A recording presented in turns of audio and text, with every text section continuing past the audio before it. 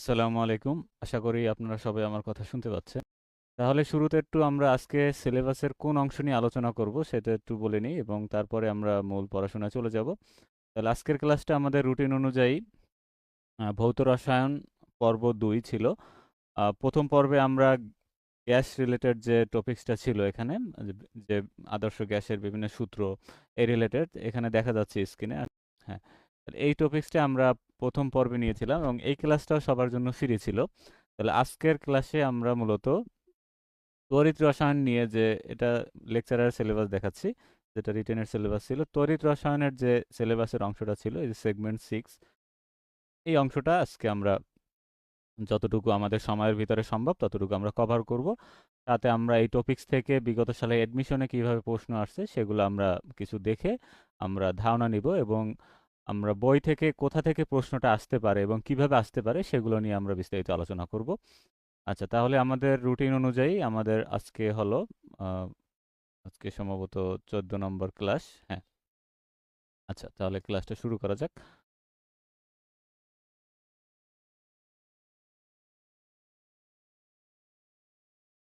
আচ্ছা, তাহলে এই সেগমেন্টটা আমরা এইচএসসি বইয়ের থেকে পড়বো আর কি। এখানে এইচএসসি বইয়ের যে সেগমেন্টগুলো আছে, আলোচনা করা আছে তড়িৎ রসায়ন অধ্যায়, সেগুলো পড়লে মানে এমসিকিউর জন্য এনাফ, এর বেশি আশা করি দরকার হবে না। আচ্ছা, তাহলে আমরা রসায়ন দ্বিতীয় পত্রের চতুর্থ অধ্যায় তড়িৎ রসায়ন, এইচএসসি বইয়ের, তাহলে এই অধ্যায়টা পড়লেই এখান থেকে আশা করি আমরা একটা দুইটা এমসিকিউ পাওয়ার সম্ভাবনা আছে। ঠিক আছে, তাহলে দেখি আমরা এই অধ্যায়ের কন্টেন্টগুলো কি এবং এই অধ্যায়ে কি কি নিয়ে আলোচনা করেছে। প্রথমে কিছু হাইলাইটেড মার্ক আছে। হাইলাইটেড মার্ক মানে এই জিনিস থেকে আসলে এমসিকিউ আসার সম্ভাবনা আছে, অথবা এই এমসিকিউ এই সেগমেন্ট থেকে বিগত সালে পরীক্ষায় এমসিকিউ আসছে। তাহলে হাইলাইট করা অংশটুকু আমাদেরকে ভালোভাবে পড়তে হবে। আচ্ছা, তাহলে প্রথমে আছে তড়িৎ বা বিদ্যুৎ বলতে ইলেকট্রনের প্রবাহকে বোঝায়। পরীক্ষা এমসিকিউতে আসে যে আহ, বিদ্যুৎ বলতে আসলে কি বোঝায়, যে সব রেডক্স বিক্রিয়ায় ইলেকট্রনের স্থানান্তর ঘটে। তাহলে ইলেকট্রনের স্থানান্তর ঘটে কোন বিক্রিয়ায়? রেডক্স বিক্রিয়ায়, বা জারণ বিজারণ বিক্রিয়া আমরা বলতে পারি। তাহলে জারণ বিজারণ বিক্রিয়াটা মূলত হয় ইলেকট্রনের আদান প্রদান বা স্থানান্তরের মাধ্যমে। এখান থেকেও কিন্তু এমসিকিউ আসতে পারে। রেডক্স বিক্রিয়া স্থানান্তরিত ইলেকট্রনকে বাহ্যিক পরিবাহিতে প্রবাহিত করার প্রক্রিয়া হলো তড়িৎ কোষ। তাহলে এখানে একটা সেল থাকবে, তাহলে ওইটার মাধ্যমে কি হবে? বিদ্যুৎটা এক জায়গা থেকে এক জায়গায় স্থানান্তরিত হবে। তাহলে স্থানান্তরিত ইলেকট্রনকে বাহ্যিক পরিবাহিতে প্রবাহিত করার যে প্রক্রিয়াটা, এটা কি বলা হয়? তড়িৎ কোষ। এক্ষেত্রে তড়িৎ কোষে রাসায়নিক বিক্রিয়া বা রেডক্স বিক্রিয়ায় শক্তি বৈদ্যুতিক শক্তিতে রূপান্তরিত হয়। তাহলে এখানে যে রাসায়নিক বিক্রিয়াটা হবে বা রেডক্স বিক্রিয়াটা হবে, সেইটা রেডক্স বিক্রিয়া যে শক্তি হবে সেই শক্তি বৈদ্যুতিক শক্তিতে কনভার্ট হয়ে যায়। আচ্ছা, তাহলে এদের সেলের ভিতরে আবার বিভিন্ন প্রকারভেদ আছে, সেগুলো আমরা পরবর্তীতে দেখব। তাহলে মূলত এখানে ভূমিকা বলছে যে কি কি নিয়ে আলোচনা করবে এখানে। এখানে বিভিন্ন সেল, এদের গঠন, এদের কার্যপ্রণালী কিভাবে হয়, তারপর কিসে এটা ব্যবহার করা হয়, মূলত এই পুরোটা নিয়ে এই অধ্যায়টা আলোচনা করা। তারপর এখানে কিছু এক্সাম্পল আছে যে কোথায় কোথায় আসলে আমরা এই সেলটা ব্যবহার করি বা কোষগুলো ব্যবহার করি। পরীক্ষা আসতে পারে যে টর্চ লাইট, তারপর ড্রাই টর্চ লাইটে ব্যবহৃত যে শুষ্ক ব্যাটারি বা আমরা ড্রাই সেল ইংরেজিতে বলা হয়। টর্চ লাইটের ভিতরে আমরা যে ব্যাটারিগুলো দেখতে পাই ওগুলাকে, ওগুলোই মূলত ওই যে ড্রাই সেল। ক্যালকুলেটরে ব্যবহৃত নিকেল ক্যাডমিয়ামের যে ব্যাটারি, তাহলে এটা পরীক্ষা আসতে পারে যে ক্যালকুলেটরে কোন ধরনের সেল ব্যবহার করা হয় বা ব্যাটারি ব্যবহার করা হয়। তারপর হার্ট পেসমেকার, ঘড়িতে লিথিয়াম ব্যাটারি ব্যবহার করা হয়। হার্টের যে পেসমেকার আছে সেই পেসমেকারে লিথিয়াম ব্যাটারি ব্যবহার করা হয়। ল্যাপটপ, সেলফোন, ডিজিটাল ক্যামেরাতেও এটাও লিথিয়াম আয়ন ব্যাটারি ব্যবহার করা হয়। তারপর পরিবেশ বান্ধব হাইড্রোজেন ফুয়েল সেল ইত্যাদি প্রত্যেকটিতে রেডক্স বিক্রিয়া ঘটে। আচ্ছা, তাহলে এই কয়েকটা লাইন আমাদের এমসিকিউর জন্য কিন্তু খুবই ইম্পর্টেন্ট। আমাদের যে ফাউন্ডেশন ব্যাচটা চলমান আছে, আমরা কিন্তু প্রত্যেকটা মানে সেগমেন্ট বা টপিক যেগুলো মেইন বইতে আছে, সেগুলো অবশ্যই সেগুলো মেইন বইতে আছে। এই মেইন বই থেকে আমরা কিন্তু ধারণাগুলো দিচ্ছি, দেওয়ার ট্রাই করতেছি। তাহলে এতে কি হবে? আমাদের যে তথ্যগুলো বা আমরা ক্লাসে যা যা দেখাচ্ছি সবার কাছেই জিনিসগুলো খুব সহজে অ্যাভেলেবল হবে। সবার কাছেই এইচএসসির বইগুলো থাকে। তাহলে খুব সহজেই কিন্তু পড়াশোনাটা কিন্তু কানেক্ট করা যাচ্ছে। সাথে আমরা যে এমসিকিউর যে আহ, বই আছে, যে কোনো অ্যাডমিশনের বই, সেখান থেকে প্র্যাকটিস করতে হবে, অথবা আমরা পিডিএফ দেবো, ওখান থেকে পড়ে ফেললে হয়ে যাবে। এই এই হলো পড়াশোনা। এভাবে আমরা ধীরে ধীরে আগালে আশা করি দেখবো যে খুব সহজেই আমাদের সিলেবাসটা অনেক কভার হয়ে যাবে আশা করি। আচ্ছা, তারপর আমরা অধ্যায়ের ভিতরে চলে আসলাম। আচ্ছা, এখানে হলো পরিবাহী বা প্রকারভেদ। তাহলে পরিবাহী কি, কারা, এদের মানে ক্লাসিফিকেশন গুলা কত প্রকার, কি কি। আচ্ছা, এগুলো সম্পর্কে একটু জানি আমরা। তাহলে তড়িৎ পরিবাহী বলতে আমরা কি বুঝি, একদম বেসিক কোশ্চেন এগুলো। তাহলে যেসব ধাতু পদার্থ পদার্থের মধ্যে দিয়ে বিদ্যুৎ চলাচল করে বা তড়িৎ চলাচল করে, আমরা সহজে তাদেরকে বলতে পারি তড়িৎ পরিবাহী। সোজা কথায় যার ভিতর থেকে বিদ্যুৎ পরিবহন হয় তাকেই তড়িৎ প্রবাহী পরিবাহী বলি আমরা। আচ্ছা, যেমন কপারের তার হলো ধাতব পরিবাহী, গ্রাফাইট হলো অধাতব পরিবাহী। গ্রাফাইট এর ভিতর থেকে এখানে এটা একটা অধাতু, কিন্তু এর ভিতর থেকে কিন্তু বিদ্যুৎ পরিবহন হয়, সেই জন্য এটার নাম হলো অধাতব পরিবাহী। আর কপার তার, কপার তো ধাতু, এইটা যেহেতু ধাতু সেই জন্য একে বলা হয় ধাতব পরিবাহী। তরল পদার্থ পারদ, মার্কারি, এরাও কি করে, তড়িৎ পরিবহন করে। আচ্ছা, তাহলে তো তরল ধাতু আমরা জানি পারদ, এটা কিন্তু পরীক্ষা আসে। তারপর তড়িৎ অপরিবাহী, যাদের ভিতর থেকে তড়িৎ প্রবাহিত হতে পারে না তাদেরকে সহজে আমরা অপরিবাহী বলবো। বা ইনসুলেটর, এই কথাটা কিন্তু জানতে হবে। এই যে অপরিবাহীর কিন্তু তোমার আরেকটা নাম আছে, সেটা হলো ইনসুলেটর। তাহলে এটা কিন্তু পরীক্ষা আসে যে নিচের কোনটি ইনসুলেটর, এরকম যদি আসে তাহলে আমরা কিন্তু এটা দেখি বুঝে ফেলতে হবে যে এটা হলো অপরিবাহীর কথা বলেছে। ইলেকট্রিক তার, এর উপর প্লাস্টিক অথবা রাবারের যে আবরণ দেওয়া হয়, এটা মূলত তড়িৎ অপরিবাহী। তাহলে আমরা যে বৈদ্যুতিক তার দেখি, তারের ভিতরে থাকে তামা থাকে, দেখতে পাই আমরা। আর এর উপরে যে রাবারের আবরণ বা প্লাস্টিকের আবরণ থাকে, এটা মূলত অপরিবাহী বা ইনসুলেটর। আচ্ছা, তড়িৎ পরিবাহীকে আবার তিন ভাগে ভাগ করা হয়। একটা হলো তড়িৎ সুপরিবাহী, একটা হলো তড়িৎ অর্ধপরিবাহী, আর একটা হলো সুপার পরিবাহী বা সুপার কন্ডাক্টর। তাহলে তড়িৎ পরিবাহীকে কয় ভাগে ভাগ করা যায়, তিন ভাগে ভাগ করা যায়। একটা হলো সুপরিবাহী, অর্ধপরিবাহী, আর একটা হলো সুপার পরিবাহী অথবা সুপার কন্ডাক্টর। আচ্ছা, এখন এদের এক্সাম্পল গুলো পরীক্ষা আসে। এই যে এখানে এই যে এই গোলাপি কালারের যে মার্কার দিয়ে হাইলাইট করা, মানে এগুলো কিন্তু পরীক্ষা আসছে, বিগত সালে আসছে। তাহলে এটাও কিন্তু বিগত সালে আসছে যে গ্রাফাইট হলো এক ধরনের অধাতব পরিবাহী, মনে রাখতে হবে। আচ্ছা, তারপর সকল ধাতু যেমন copper, aluminium, iron, zinc, silver ইত্যাদি সহজে বিদ্যুৎ পরিবহন করে, এই জন্য এদেরকে সুপরিবাহী বলা হয় বা গুড কন্ডাক্টর বলা হয়। তারপর অর্ধপরিবাহী বা সেমি কন্ডাক্টর, তড়িৎ পরিবাহী ও তড়িৎ অপরিবাহী বা ইনসুলেটর, এই দুইয়ের মাঝামাঝি, মানে একদম বেশিও, মানে আমরা বলতে পারবো না যে একদম তড়িৎ সুপরিবাহী বা গুড কন্ডাক্টর, আবার একদম সুপার কন্ডাক্টর বলতে পারবো না। দুইটার মাঝামাঝি একটা অবস্থানে যারা আছে, এই গুণ সম্পন্ন যারা আছে তাদেরকে বলা হয় অর্ধ পরিবাহী বা সেমিকন্ডাক্টর। সেমিকন্ডাক্টর থেকে পরীক্ষায় কিন্তু প্রায় প্রশ্ন আসে। আচ্ছা, এটা হলো এখানে হ্যাঁ, গ্রুপ 4 এর অন্তর্ভুক্ত এরা। যেমন এখানে অথবা আমরা বলতে পারি যে 14। আচ্ছা, তারপর সিলিকন, জার্মেনিয়াম,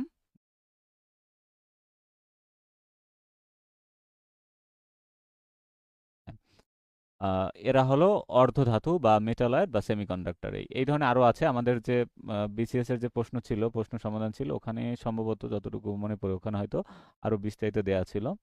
আচ্ছা, তারপরও এগুলো নিয়ে আরো আলোচনা আছে। এবার সুপার কন্ডাক্টর, এই সুপার কন্ডাক্টর গুলা কি, বর্তমানে সুপার পরিবাহী বা সুপার কন্ডাক্টর নামে বিশেষ ধরনের তড়িৎ পরিবাহী আবিষ্কৃত হচ্ছে। তাহলে এদের কিছু এক্সাম্পল এবং এদের কিছু সন্ধি, এই তাপমাত্রা, এগুলো একটু মনে রাখতে হবে। আচ্ছা, তারপর এখানে তড়িৎ পরিবাহের প্রকারভেদ, ইলেকট্রনীয় ধাতব পরিবাহী বা তড়িৎ বিশ্লেষ্য পরিবাহী। এই ধরনের আবার দুইটা ক্লাসিফিকেশন আসে। এটা হলো এদের মেকানিজমের উপর ভিত্তি করে এদেরকে আবার দুই ভাগে ভাগ করা হয়। একটা হলো ইলেকট্রনীয় বা ধাতব পরিবাহী, আর একটা হলো তড়িৎ বিশ্লেষ্য পরিবাহী। তাহলে ইলেকট্রনীয় পরিবাহী কারা, কঠিন ধাতব অথবা অধাতব তড়িৎ পরিবাহীকে ইলেকট্রনীয় পরিবাহী বা ধাতব পরিবাহী বলা হয়। আচ্ছা, যেমন কপার ধাতু ও গ্রাফাইট অধাতু হলো ইলেকট্রনীয় পরিবাহী, মানে সোজা কথা যাদের ভিতর থেকে ইলেকট্রনের পরিবহনটা হতে পারবে, তাদেরকে আমরা সহজেই ইলেকট্রনীয় পরিবাহী আমরা বলবো। আচ্ছা, তাহলে এইসব কঠিন পদার্থে পরমাণুর বহিঃস্থ স্তরে এক বা একাধিক সঞ্চারণশীল ইলেকট্রন থাকে। তাহলে এখানে যারা থাকবে সেই কঠিন পদার্থটার যে বহিঃস্থ স্তর আছে, সেই বহিঃস্থ স্তরে সঞ্চারণশীল ইলেকট্রন থাকবে বা এক জায়গা থেকে এক জায়গায় যেতে পারে যে ইলেকট্রনগুলো, তাদেরকে আমরা সঞ্চারণশীল ইলেকট্রন বলি। তারপর এসব তড়িৎ বিশ্লেষ্য আয়নিক যৌগ গলিত অবস্থা এবং জলীয় দ্রবণে এদের উভয় প্রকার আয়নগুলো কেলাস ল্যাটিস বা কেলাস জালি থেকে মুক্ত হয়ে ধনাত্মক ঋণাত্মক আয়ন রূপে তরল মাধ্যমে সঞ্চারণশীল থাকে বলে তড়িৎ পরিবহন করতে পারে। আচ্ছা, তাহলে এই যে যৌগগুলো আছে বা এই যে ধাতুগুলো আছে, এরা কি করে, তড়িৎ বিশ্লেষ্য আয়নিক যৌগ।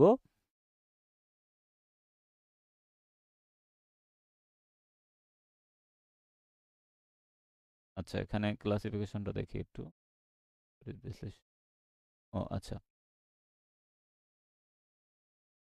ও আচ্ছা, হ্যাঁ, এটা এটা হলো তড়িৎ বিশ্লেষ্য আয়নিক যৌগ যারা, তারা কি করতে পারে গলিত অবস্থায় জলীয় দ্রবণ, যেমন আমরা একটু যদি সোডিয়াম ক্লোরাইডের কথা চিন্তা করি, সোডিয়াম ক্লোরাইড কিন্তু তড়িৎ বিশ্লেষ্য আয়নিক যৌগ এক ধরনের, এরা গলিত অবস্থায় জলীয় দ্রবণে বা পানির ভিতরে যখন এরকে আমরা মিশাবো, তখন কিন্তু সেই অবস্থায় এটা কেলাস জালি থেকে মুক্ত হয়, মানে এদের যে ক্রিস্টাল স্ট্রাকচার আছে সেই স্ট্রাকচার থেকে মুক্ত হয়, এরা আলাদা ধনাত্মক বা ঋণাত্মক আয়ন রূপে তরল মাধ্যমে সে সঞ্চারণশীল থাকে বা আয়ন আকারে সে সঞ্চারণশীল বা মুভমেন্ট করতে পারে।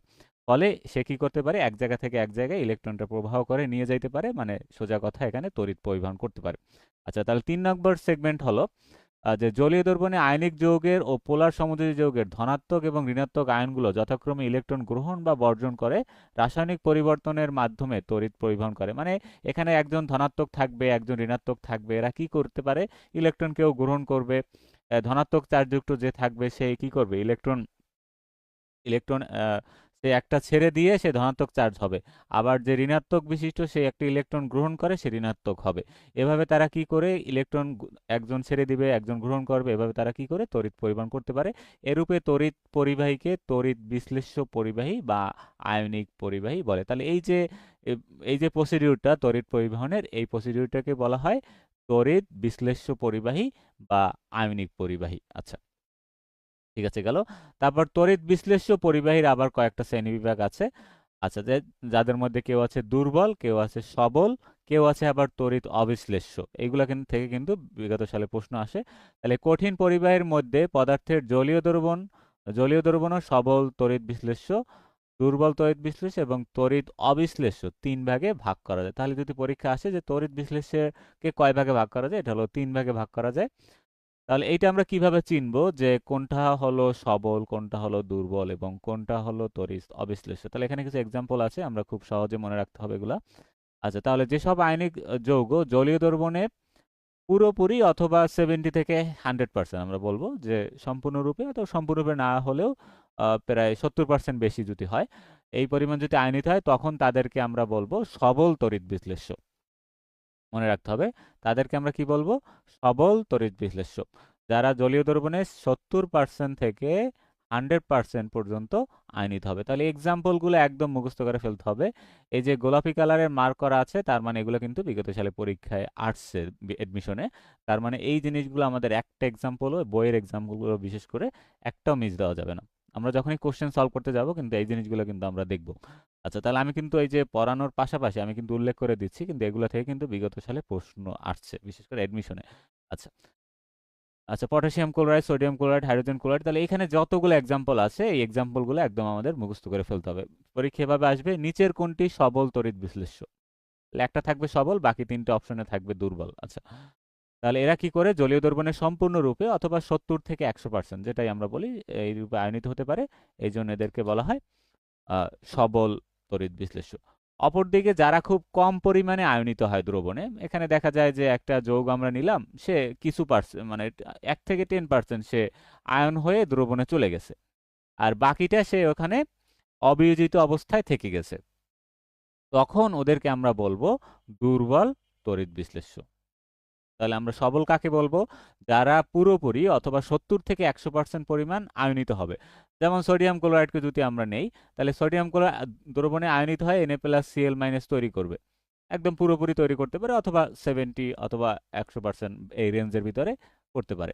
তাহলে এদেরকে এই জন্য আমরা কি বলি, সবল তড়িৎ বিশ্লেষ্য বলি। আবার এখানে আমরা অ্যাসিটিক অ্যাসিড যদি কল্পনা করি, তাহলে এরা এই যে ভিনেগার, এরা কিন্তু এটা অ্যাসিডও, এটা দুর্বল অ্যাসিড কিন্তু এরা। আচ্ছা, তাহলে দুর্বল অ্যাসিড বিধায় কিন্তু ভিনেগার কিন্তু আমরা খেতে পারি। ইথানোয়িক অ্যাসিড, এর আরেকটা নাম আছে ইথানোয়িক অ্যাসিড, অথবা একে বলি আমরা অ্যাসিটিক অ্যাসিড। 6 থেকে 10% জলীয় দ্রবণকে একে ভিনেগার বলা হয়, এটা কিন্তু পরীক্ষা আসে। আচ্ছা, তাহলে এখানে এরা কি করে, দ্রবণে 1 থেকে 10% মানে এদেরকে রাখলে দ্রবণের ভিতরে বা পানিতে করলে, পানির ভিতরে রাখলে এরা মাত্র 1 থেকে 10% মানে খুব সামান্য পরিমাণ আয়ন দিবে বা আয়নিত হবে। সেই জন্য এদেরকে বলা হয় দুর্বল তড়িৎ বিশ্লেষ্য।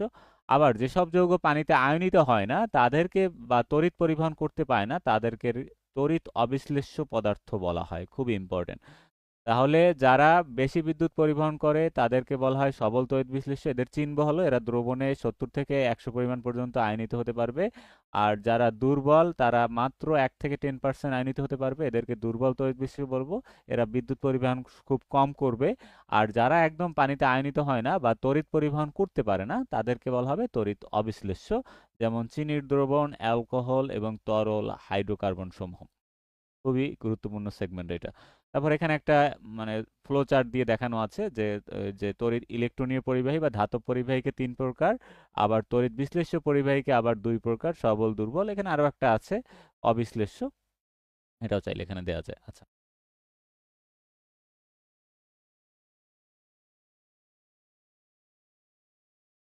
আচ্ছা, এখন অনেক সময় পরীক্ষা আসে, এটা একটু আমাদের জানতে হবে, এটা হাইলাইট করা নাই। আচ্ছা, তাহলে ধাতব বন্ধনে আসলে বিদ্যুৎ পরিবহনটা কিভাবে হয়? একটা ধাতুর ভিতরে তো ধাতব বন্ধন থাকে। এখন ধাতু তো আমরা জানি বিদ্যুৎ পরিবাহী।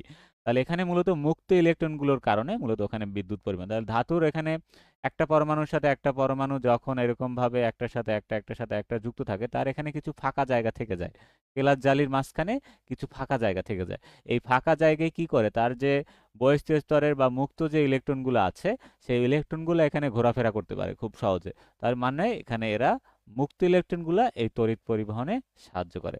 তারপর এখানে আরো কিছু আছে, একবার এখানে রিডিং পড়ে নেওয়া যেতে পারে। তারপর গ্রাফাইট, এটা আমরা আগের ক্লাসগুলোতে দেখেছিলাম, গ্রাফাইট হলো sp2 সংকরিত। তারপর এখানে মুক্ত ইলেকট্রন থাকে এবং এই মুক্ত ইলেকট্রন থাকার কারণেই গ্রাফাইট হলো তড়িৎ পরিবাহী। গ্রাফাইট কিন্তু একটা অধাতু। এই অধাতু প্লাস এটা হলো কার্বনের একটা বহুরূপ বা রূপভেদ। এই কারণে গ্রাফাইট অধাতু হওয়া সত্ত্বেও এবং প্লাস এর কিন্তু মুক্ত ইলেকট্রন আছে, এই কারণে এরা অধাতু হওয়া সত্ত্বেও এরা কিন্তু তড়িৎ পরিবহন করে। আচ্ছা, ঠিক আছে, আপনারা যে যেখান থেকে ক্লাসটি দেখতেছেন, যদি আপনারা উপকৃত হয়ে থাকেন ক্লাসটি শেয়ার করে টাইমলাইনে রেখে দিতে পারেন, অথবা আপনাদের পরিচিত যারা আছে তাদের কাছে শেয়ার করে দিতে পারেন। আশা করি আজকের ক্লাস থেকে আপনারা উপকৃত হবেন।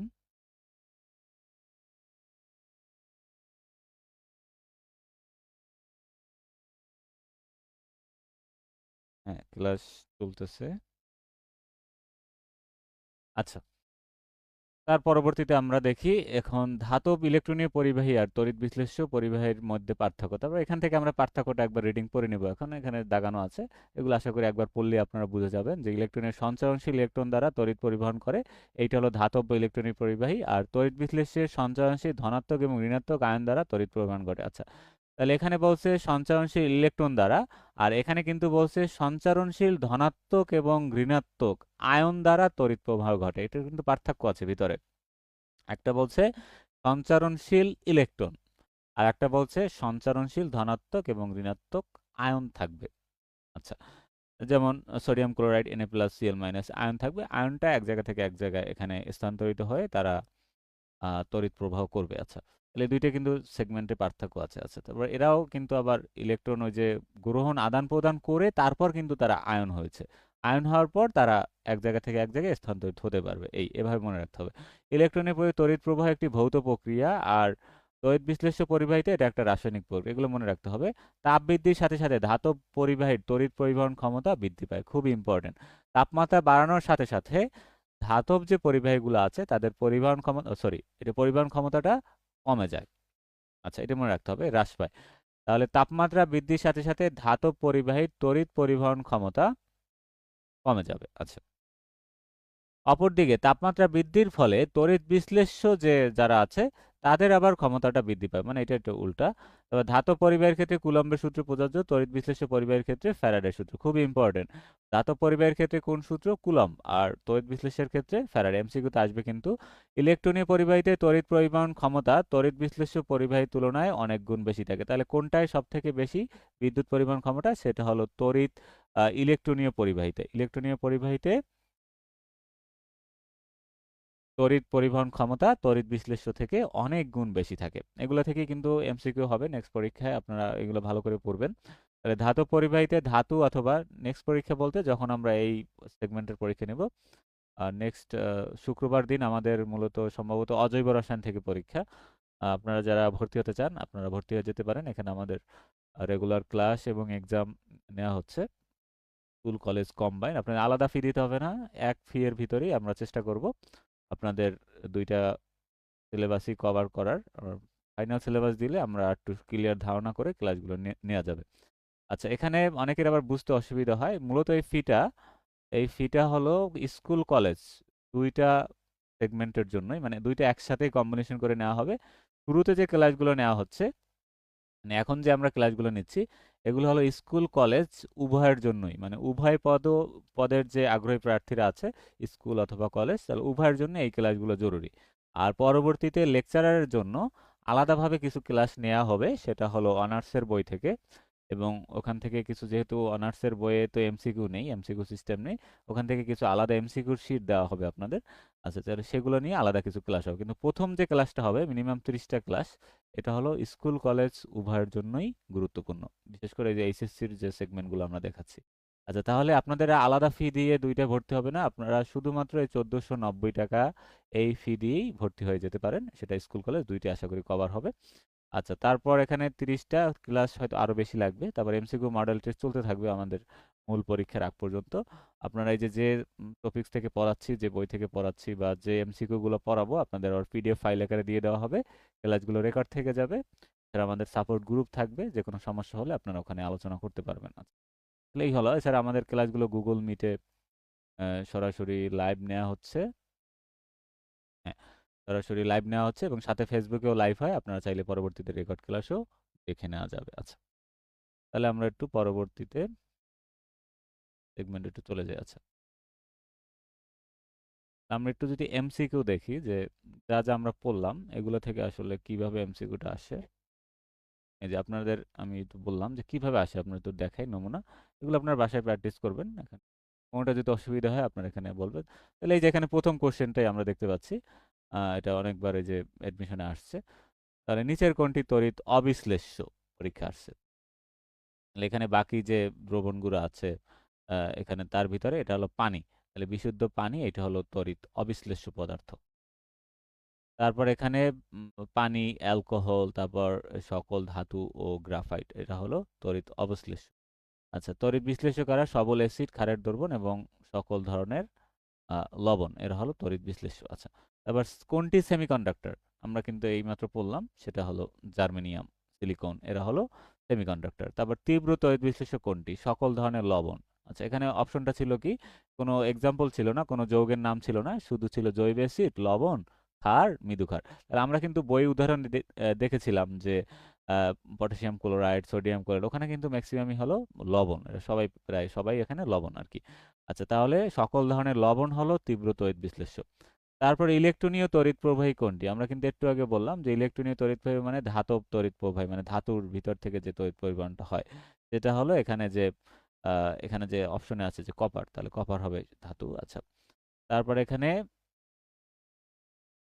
আর বাকি যে যৌগ আছে এরা মূলত তড়িৎ বিশ্লেষ্য পরিবাহী। আচ্ছা, তারপর ধাতুর ছাড়াও গ্রাফাইট আছে, গ্রাফাইটের কথা আবার ভুলে যাওয়া গেলে চলবে না, গ্রাফাইটও কিন্তু ইলেকট্রনীয় তড়িৎ প্রবাহী, কারণ ওর যে মুক্ত ইলেকট্রন আছে যাদের ভিতরে, তারাই হলো ইলেকট্রনীয় তড়িৎ প্রবাহী। তারপর লবণের জলীয় দ্রবণ কি, লবণের জলীয় দ্রবণ তড়িৎ সুপরিবাহী। লবণ আমরা কল্পনা করি যে সোডিয়াম ক্লোরাইড বা আমাদের খাবার লবণ, এটা যদি পানিতে দ্রবীভূত করি তাহলে কি হবে, এটা কিন্তু তড়িৎ প্রবাহ করবে, কিন্তু এমনিতে স্বাভাবিক অবস্থায় কিন্তু এটা কিন্তু তড়িৎ প্রবাহ পরিবহন করে না। আচ্ছা, এই যে এখানে খুব, এই যে এগুলো আসবে পরীক্ষায়। তারপর নিচের কোনটি তীব্র তড়িৎ বিশ্লেষ্য পদার্থ, এই যে। তারপর এখানে আসছে কোনটি সুপরিবাহী নয়, তাহলে কোনটি মানে সুপরিবাহী কোন তিনটা, কোনটি সুপরিবাহী নয়, এগুলো কিন্তু পড়তে হয়। খুব সহজে ইলেকট্রন পরিবহন করে। আচ্ছা, তাহলে এখানে ধাতুগুলো হলো মানে ধাতুটি তড়িৎ সুপরিবাহী, আর এটা গ্রাফাইট হলো খুব সহজে এরা ইলেকট্রন পরিবহন করে, মুক্ত ইলেকট্রন থাকে বিদ্যুৎ পরিবহনের জন্য, কিন্তু ধাতুর থেকে কম আর কি। আচ্ছা, তারপর এখানে কোনটি জলীয় দ্রবণে বিদ্যুৎ সুপরিবাহী, পটাশিয়াম হাইড্রোক্সাইড, আচ্ছা, জলীয় দ্রবণের কথা। তারপর কোনটি মৃদু ইলেকট্রোলাইট, এখানে আমরা বলেছি যে আংশিকভাবে যারা বিয়োজিত হয় তারা হলো মৃদু ইলেকট্রোলাইট, মানে কি তড়িৎ বিশ্লেষ্য পদার্থ। এভাবে করে প্রত্যেকটা আমরা এখানে ব্যাখ্যা সহ পড়ে ফেলবো। তারপর এখানে আগে আমরা মেন বি পড়বো, তাহলে আমরা যদি এখানে কোনো ভুলও থাকে আমরা কিন্তু এটা যাচাই করতে পারবো। কোনটি তীব্র তড়িৎ বিশ্লেষ্য নয়, এই যে কার্বন টেট্রাক্লোরাইড, এটা হলো সমযোজী প্রকৃতির, তীব্র তড়িৎ বিশ্লেষ্য নয়। কোনটি তড়িৎ বিশ্লেষ্য পদার্থ, এটা হলো কপার সালফেট। আচ্ছা, তারপর এখানে সোডিয়াম ক্লোরাইড দ্রবণগুলোর মধ্যে কোনটির আপেক্ষিক পরিবাহিতা সব থেকে বেশি? তাহলে যার এখানে ঘনমাত্রা বেশি তার আপেক্ষিক পরিবাহিতা 0.5। আচ্ছা, তারপর তীব্র তড়িৎ বিশ্লেষ্য পদার্থ নিচের কোনটি? Hydrochloric acid. এই সবগুলো এই যে আমরা যে এক্সাম্পল গুলো দেখলাম ম্যাক্সিমাম ওগুলা থেকেই আমাদের এখানে এই যে বিগত সালে, কিন্তু তাপ বাড়ার সাথে সাথে বিদ্যুৎ পরিবাহিতা বাড়ে কোনটি? সেটা হলো সেমিকন্ডাক্টর যারা আছে, যেমন সিলিকন। এখানে এটার কিন্তু তাপ বাড়ার সাথে সাথে এদের বিদ্যুৎ পরিবাহিতা বাড়বে। তারপর দুর্বল তড়িৎ বিশ্লেষণ, এভাবে আপনারা প্রত্যেকটা, এখন আশা করি বই একবার পড়লে এগুলো খুব ইজি হয়ে যাবে আপনাদের জন্য। আচ্ছা, এই জন্য আমরা মূল বইটা কিন্তু আগে ফোকাস দিয়ে পড়াচ্ছি। আচ্ছা, তারপর আমরা দেখি তাপমাত্রা বৃদ্ধিতে ধাতুর বা ইলেকট্রনীয় পরিবাহীর তড়িৎ প্রবাহ হ্রাস পায় কেন? এখন আপনারা চাইলে কেউ ব্যাখ্যা চাইলে এখান থেকে একবার দেখে নিতে পারেন, এগুলো রিটার্নের জন্য ইম্পর্টেন্ট ছিল। আচ্ছা, তারপর আমরা তড়িৎ বিশ্লেষ্য পরিবাহিতা, তাহলে এই পরিবাহিতা ভিতরে আবার কিছু টার্ম আছে, এই টার্মগুলো আমাদেরকে জানতে হবে। পরিবাহিতা আসলে কি আমরা দেখি। আয়নিক যৌগের জলীয় দ্রবণে বা গলিত অবস্থায় তড়িৎ বা বিদ্যুৎ পরিবহন করার ক্ষমতাকে তড়িৎ বিশ্লেষ্যের পরিবাহিতা বলে। সে কতটুকু পরিবহন করতে পারবে, সেই যে ক্ষমতাটা, সেই ক্ষমতাটাকেই বলা হয় তড়িৎ বিশ্লেষ্যের পরিবাহিতা।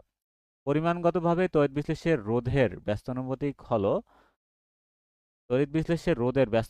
ওই তড়িৎ বিশ্লেষ্যের পরিবাহিতা, মানে তড়িৎ বিশ্লেষ্যের পরিবাহিতা হলো তার রোধের ব্যস্তানুপাতিক। মনে রাখতে হবে, এই টার্মগুলো কিন্তু খুব ইম্পর্টেন্ট। তড়িৎ বিশ্লেষ্যের পরিবাহের মধ্য দিয়ে তড়িৎ প্রবাহী হওয়ার কালে আয়নগুলো দ্বারা তড়িৎ বহনের বিরুদ্ধে ওই পরিবাহী যে বাধা সৃষ্টি করে, মূলত রোধ বলতেই মূলত এখানে বাধা বোঝায়। মানে তড়িৎ পরিবাহী বিশ্লেষ্য যে পরিবাহীগুলো আছে, তড়িৎটা যখন এখান থেকে মানে বিদ্যুৎটা যখন এক জায়গা থেকে এক জায়গায় পাস হয় প্রবাহে, তখন আয়নগুলো দ্বারা তড়িৎ বহনের বিরুদ্ধে একটা বাধা সৃষ্টি করে পরিবাহীটা। আচ্ছা, সেই বাধাটাই মূলত বলা হয় তড়িৎ বিশ্লেষ্যের পরিবাহী রোধ। তাহলে আমরা এটাকে সূত্রের মাধ্যমে যদি মানে আহ, মানে লেখি যে কোনো তড়িৎ বিশ্লেষ্যের রোধ আর এর পরিবাহিতা এল হলে, যেহেতু আমরা বলেছি ব্যস্তানুপাতিক, তাহলে এল হলো পরিবাহিতা, এল ইকুয়াল টু 1/r। তাহলে পরিবাহিতা একক, আমরা 1 বাই রোধের একক পরিবাহিতা, তাহলে এটা আমরা এককটা বের করলে সিজিএস একক, এককগুলো আমাদের মনে রাখতে হবে পার ওহম। আচ্ছা, তারপর এখানে আছে, তারপর এখানে সিমেন্স। আচ্ছা, এসআই পদ্ধতিতে পরীক্ষা এগুলো আসে। এসআই পদ্ধতিতে পরিবাহিতার একক কি? সিমেন্স। আর সিজিএস পদ্ধতিতে পরিবাহী একক হলো ওহম, মনে রাখতে হবে পার ওহম। তারপর সিমেন্সকে এস প্রতীক দ্বারা প্রকাশ করা হয় অনেক সময়। তাহলে 1 সিমেন্স ইকুয়াল টু 1/ওহম, মনে রাখতে হবে। আচ্ছা, তারপর তড়িৎ বিশ্লেষ্য দ্রবণের মধ্যে দিয়ে তড়িৎ পরিবাহ ওহমের সূত্র মনে চলে বা ওহমের সূত্র মনে চলে, আমরা একভাবে উচ্চারণ করতে পারি। তারপর তড়িৎ বিশ্লেষ্যের ধনাত্মক ঋণাত্মক আয়নগুলো দ্রবণ বা তরল মাধ্যমে পরিবাহিত হওয়ার সময় তরল মাধ্যমে আয়নগুলোর গতির বিপরীতে বাধা সৃষ্টি করে, যেটা আমরা বললাম যেখানে একটা রোধ সৃষ্টি হয়। আচ্ছা, তড়িৎ বিশ্লেষের ধনাত্মক এবং যে ঋণাত্মক আয়নগুলো থাকে, একটা Na প্লাস বা Cl মাইনাস বা ক্যাটায়ন আয়ন থাকে, দ্রবণ বা তরল মাধ্যমে প্রবাহিত হওয়ার ফলে তরল মাধ্যমের আয়নগুলোর গতির বিপরীতে বাধা সৃষ্টি করে। আচ্ছা, তরল যে মাধ্যমটা থাকে, ধরলাম আমরা ওখানে যে পানি, তাহলে পানিটা সে কি করে, আয়নটা যেটা থাকে সেই আয়নটার বিপরীতে সে একটা বাধা সৃষ্টি করে, এই বাধাটাকেই বলা হয় রোধ আর কি। তরল মাধ্যমে প্রাপ্ত তড়িৎ বিশ্লেষ্যের আয়নগুলোর গতির বাধাকে তড়িৎ বিশ্লেষ্যের রোধ বলে। কঠিন পরিবাহীর বেলায় রোধ যেমন পরিমাপ করা হয়, তড়িৎ বিশ্লেষ্যের বেলায় রোধের পরিবর্তে পরিবাহিতা পরিমাপ করা হয়। আচ্ছা, তাহলে কঠিন যে পরিবাহীগুলো আছে তাদের ক্ষেত্রে আমরা সরাসরি রোধটা বের করতে পারি, কিন্তু তড়িৎ বিশ্লেষ্যের বেলায় আমাদের বের করতে হবে যে এর পরিবাহিতা কতটুকু। পরিবাহিতা বের করলে আমরা এই মানে তরলের বেলায় বা তড়িৎ বিশ্লেষ্য যারা আছে তাদের বেলায় আমরা এর বের করব পরিবাহিতা, আর কঠিন বেলায় আমরা বের করব হলো রেজিস্ট্যান্স বা রোধ। আচ্ছা, আর পরিবাহিতা হলো রোধের ব্যস্ত অনুপাতিক, এটা মনে রাখতে হবে। আচ্ছা, তারপর এখানে কিছু প্রকারভেদ আছে তড়িৎ বিশ্লেষে আপেক্ষিক পরিবাহিতা। তাহলে তড়িৎ পরিবাহিতাকে 3 প্রকারে প্রকাশ করা হয়, খুব ইম্পর্টেন্ট। তড়িৎ বিশ্লেষের পরিবাহিতাকে কাপা দ্বারা প্রকাশ করা হয়, এই যে কে এর মতো ছোট করে লেখা হয়। তড়িৎ তুল্য পরিবাহিতাকে ল্যামডা দ্বারা প্রকাশ করা, এটাকে বলা হয় ক্যাপিটাল ল্যামডা, দেখতে কিছুটা এ এর মতো, উল্টো এর মতো। আচ্ছা, তড়িৎ বিশ্লেষের মোলার পরিবাহিতা, এটাকে মিউ দ্বারা প্রকাশ করা হয়। অনেক সময় অনেক বইতে আবার ল্যামডা এম দ্বারাও প্রকাশ করা হয়, কিন্তু মিউ দ্বারাও প্রকাশ করা হয়। আচ্ছা, তাহলে এখানে 3টা আমরা পেলাম, একটা হলো আপেক্ষিক পরিবাহিতা, তুল্য পরিবাহিতা, মোলার পরিবাহিতা। আচ্ছা, আশা করি আপনাদের ক্লাসগুলোর সাথে একদম বেসিক যতটুকু দরকার একবার ক্লাসটা দেখে আপনারা যদি বইটা 1-2 বার রিডিং পড়ে ফেলেন, তাহলে আশা করি আপনাদের কোনো কনফিউশন থাকলে বা কনসেপ্টটা একদম ক্লিয়ার হয়ে যাবে। আর কনসেপ্টটাই জরুরি কেমিস্ট্রির ক্ষেত্রে। শুধু এমসিকিউ মুখস্থ করে কিন্তু পার পাওয়া যাবে না। এমসিকিউ মুখস্থ কয়টা মনে রাখা যাবে? ঠিক আছে? খুব অল্প কিছুই হয়তো আমাদের পরীক্ষার হলে গিয়ে মনে থাকবে বা অপশন দেখলে হয়তো কিছু মনে পড়বে। কিন্তু কেমিস্ট্রির ক্ষেত্রে আমাদেরকে একটু যদি অপশন চেঞ্জ করে দেয় তখন আমরা কি করব? তখন আমাদের কনসেপ্ট থেকেই কিন্তু উত্তর করতে হবে। আর যেহেতু এখানে এনটিআরসি এর আগে কিন্তু এমসিকিউ পদ্ধতিতে পরীক্ষা হয়নি যে আমরা বিগত সালের কোশ্চেনগুলো এনালাইসিস করব। আমরা জানি না কিভাবে আসে। কিন্তু তারপরও আমরা ধারণা করতেছি যে বিগত অ্যাডমিশন কেন্দ্রিক বা বিগত বোর্ড কোশ্চেন যেগুলো আছে এমসিকিউ টাইপের যেগুলো ক্যালকুলেটর বিহীন করা যায় এই প্রশ্নগুলো যদি আমরা অ্যানালাইসিস করি বা আশা করি এই রিলেটেড বা এই টাইপের ভিতরেই পরীক্ষায় আসবে। সেই জন্য আমরা আগে মেন বই থেকে বেসিকটা বিল্ড আপ করবো, পাশাপাশি আমরা এমসিকিউ গুলো প্রচুর পরিমাণে প্র্যাকটিস করব। এভাবে যারা করতে পারবেন আশা করি ধৈর্য ধরে ইনশাল্লাহ ভালো একটা ফলাফল পাবেন। আচ্ছা, শুধু এমসিকিউ পড়তে এই জন্য আমি মানে নিষেধ করি বলতে আগে কনসেপ্টটা ক্লিয়ার করে তারপর এমসিকিউ পড়তে হবে। তারপর এখানে সবগুলোর একটা সূত্র আছে, সূত্রগুলো আপনারা দেখবেন আর এককগুলো দেখবেন এখান থেকে, এই হলো কাজ। আর সংজ্ঞা তো পরীক্ষায় আসবে না, এমসিকিউতে জাস্ট আমরা ধারণা রাখতে পারি যে এটা আসলে কি বলছে, কত সেন্টিমিটার দূরত্বে কত প্রস্থবেশ বিশিষ্ট এখানে 1 সেন্টিমিটার বা 1 cm² প্রস্থবেশ বিশিষ্ট তড়িৎ পরিবাহের দুটি তড়িৎদ্বারের মধ্যবর্তী তড়িৎ বিশ্লেষের দ্রবণের রোধকে ওই তড়িৎ বিশ্লেষের আপেক্ষিক রোধ বলা হয়। আচ্ছা, এই সংজ্ঞাটা, সূত্র আর ধ্রুবকটা আর এখানে যে এককটা, এই চারটা জিনিস আমাদেরকে মনে রাখতে হবে। যেখানে একক আছে এককগুলো কিন্তু এই যে হাইলাইট করা অংশগুলো আপনারা ভালো করে দেখবেন। এসআই এককে এখানে সিমেন্স পার মিটার, আর এখানে সিজিএস এককে পার ওম পার সেন্টিমিটার। আচ্ছা, তারপর এখানে তড়িৎ বিশ্লেষ্য পরিবাহিতা আপেক্ষিক নিম্নোক্ত বিষয়ের উপর নির্ভর করে, পরীক্ষা আসতে পারে নিচের কোন বিষয়ের উপর নির্ভরশীল অথবা নিচের কোন বিষয়ের উপর নির্ভরশীল নয়। তাহলে এই রিলেটেড প্রশ্নগুলো পারার জন্য আমাদের কিন্তু এই যে এই অপশন, এই যে এখানে যে সেগমেন্টগুলো আছে এগুলো কিন্তু আমাদের জানতে হবে। তাহলে কি কি বিষয়ের উপর নির্ভরশীল আমরা দেখি, পরিবাহিতা এবং আপেক্ষিক পরিবাহিতা কার, তড়িৎ বিশ্লেষ্যের।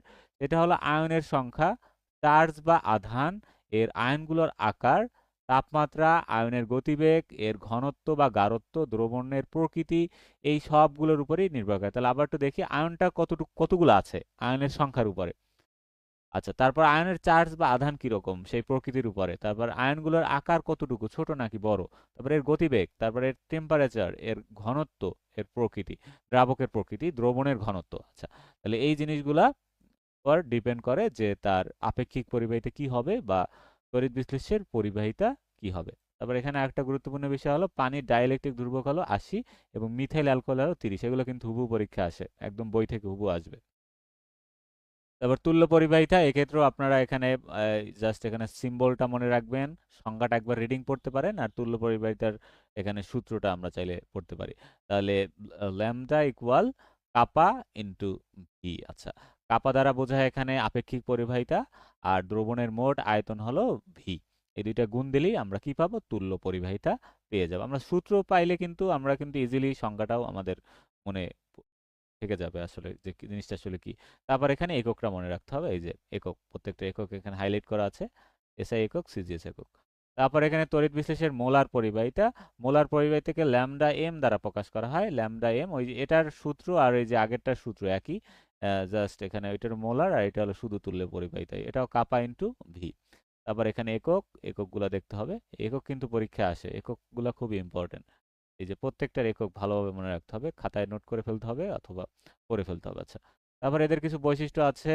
তড়িৎ বিশ্লেষ্যের পরিমাণ নির্দিষ্ট, যেমন 1 গ্রাম তুল্যভর বা 1 মোল। আচ্ছা, তারপর এদের আয়তন নির্দিষ্ট নয়। তারপর তড়িৎ বিশ্লেষ্য নির্দিষ্ট কিন্তু আয়তন নির্দিষ্ট না হয়, এদের ঘনমাত্রাটাও নির্দিষ্ট নয়। তাহলে আয়তন যদি নির্দিষ্ট না থাকে তাহলে ঘনমাত্রা নির্দিষ্ট থাকে না, ঘনমাত্রা আমাদের জানা থাকে না।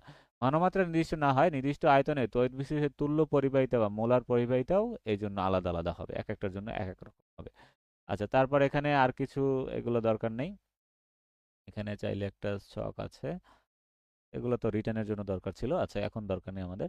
তড়িৎ বিশ্লেষের পরিবাহিতার নির্ভরশীলতা এখন কিসের উপর নির্ভর করে, এই দুইটা জিনিস জানতে হবে, একটা হলো আয়নের সংখ্যার উপর, আয়নের গতিবেগের উপর। আচ্ছা, তারপর এখানে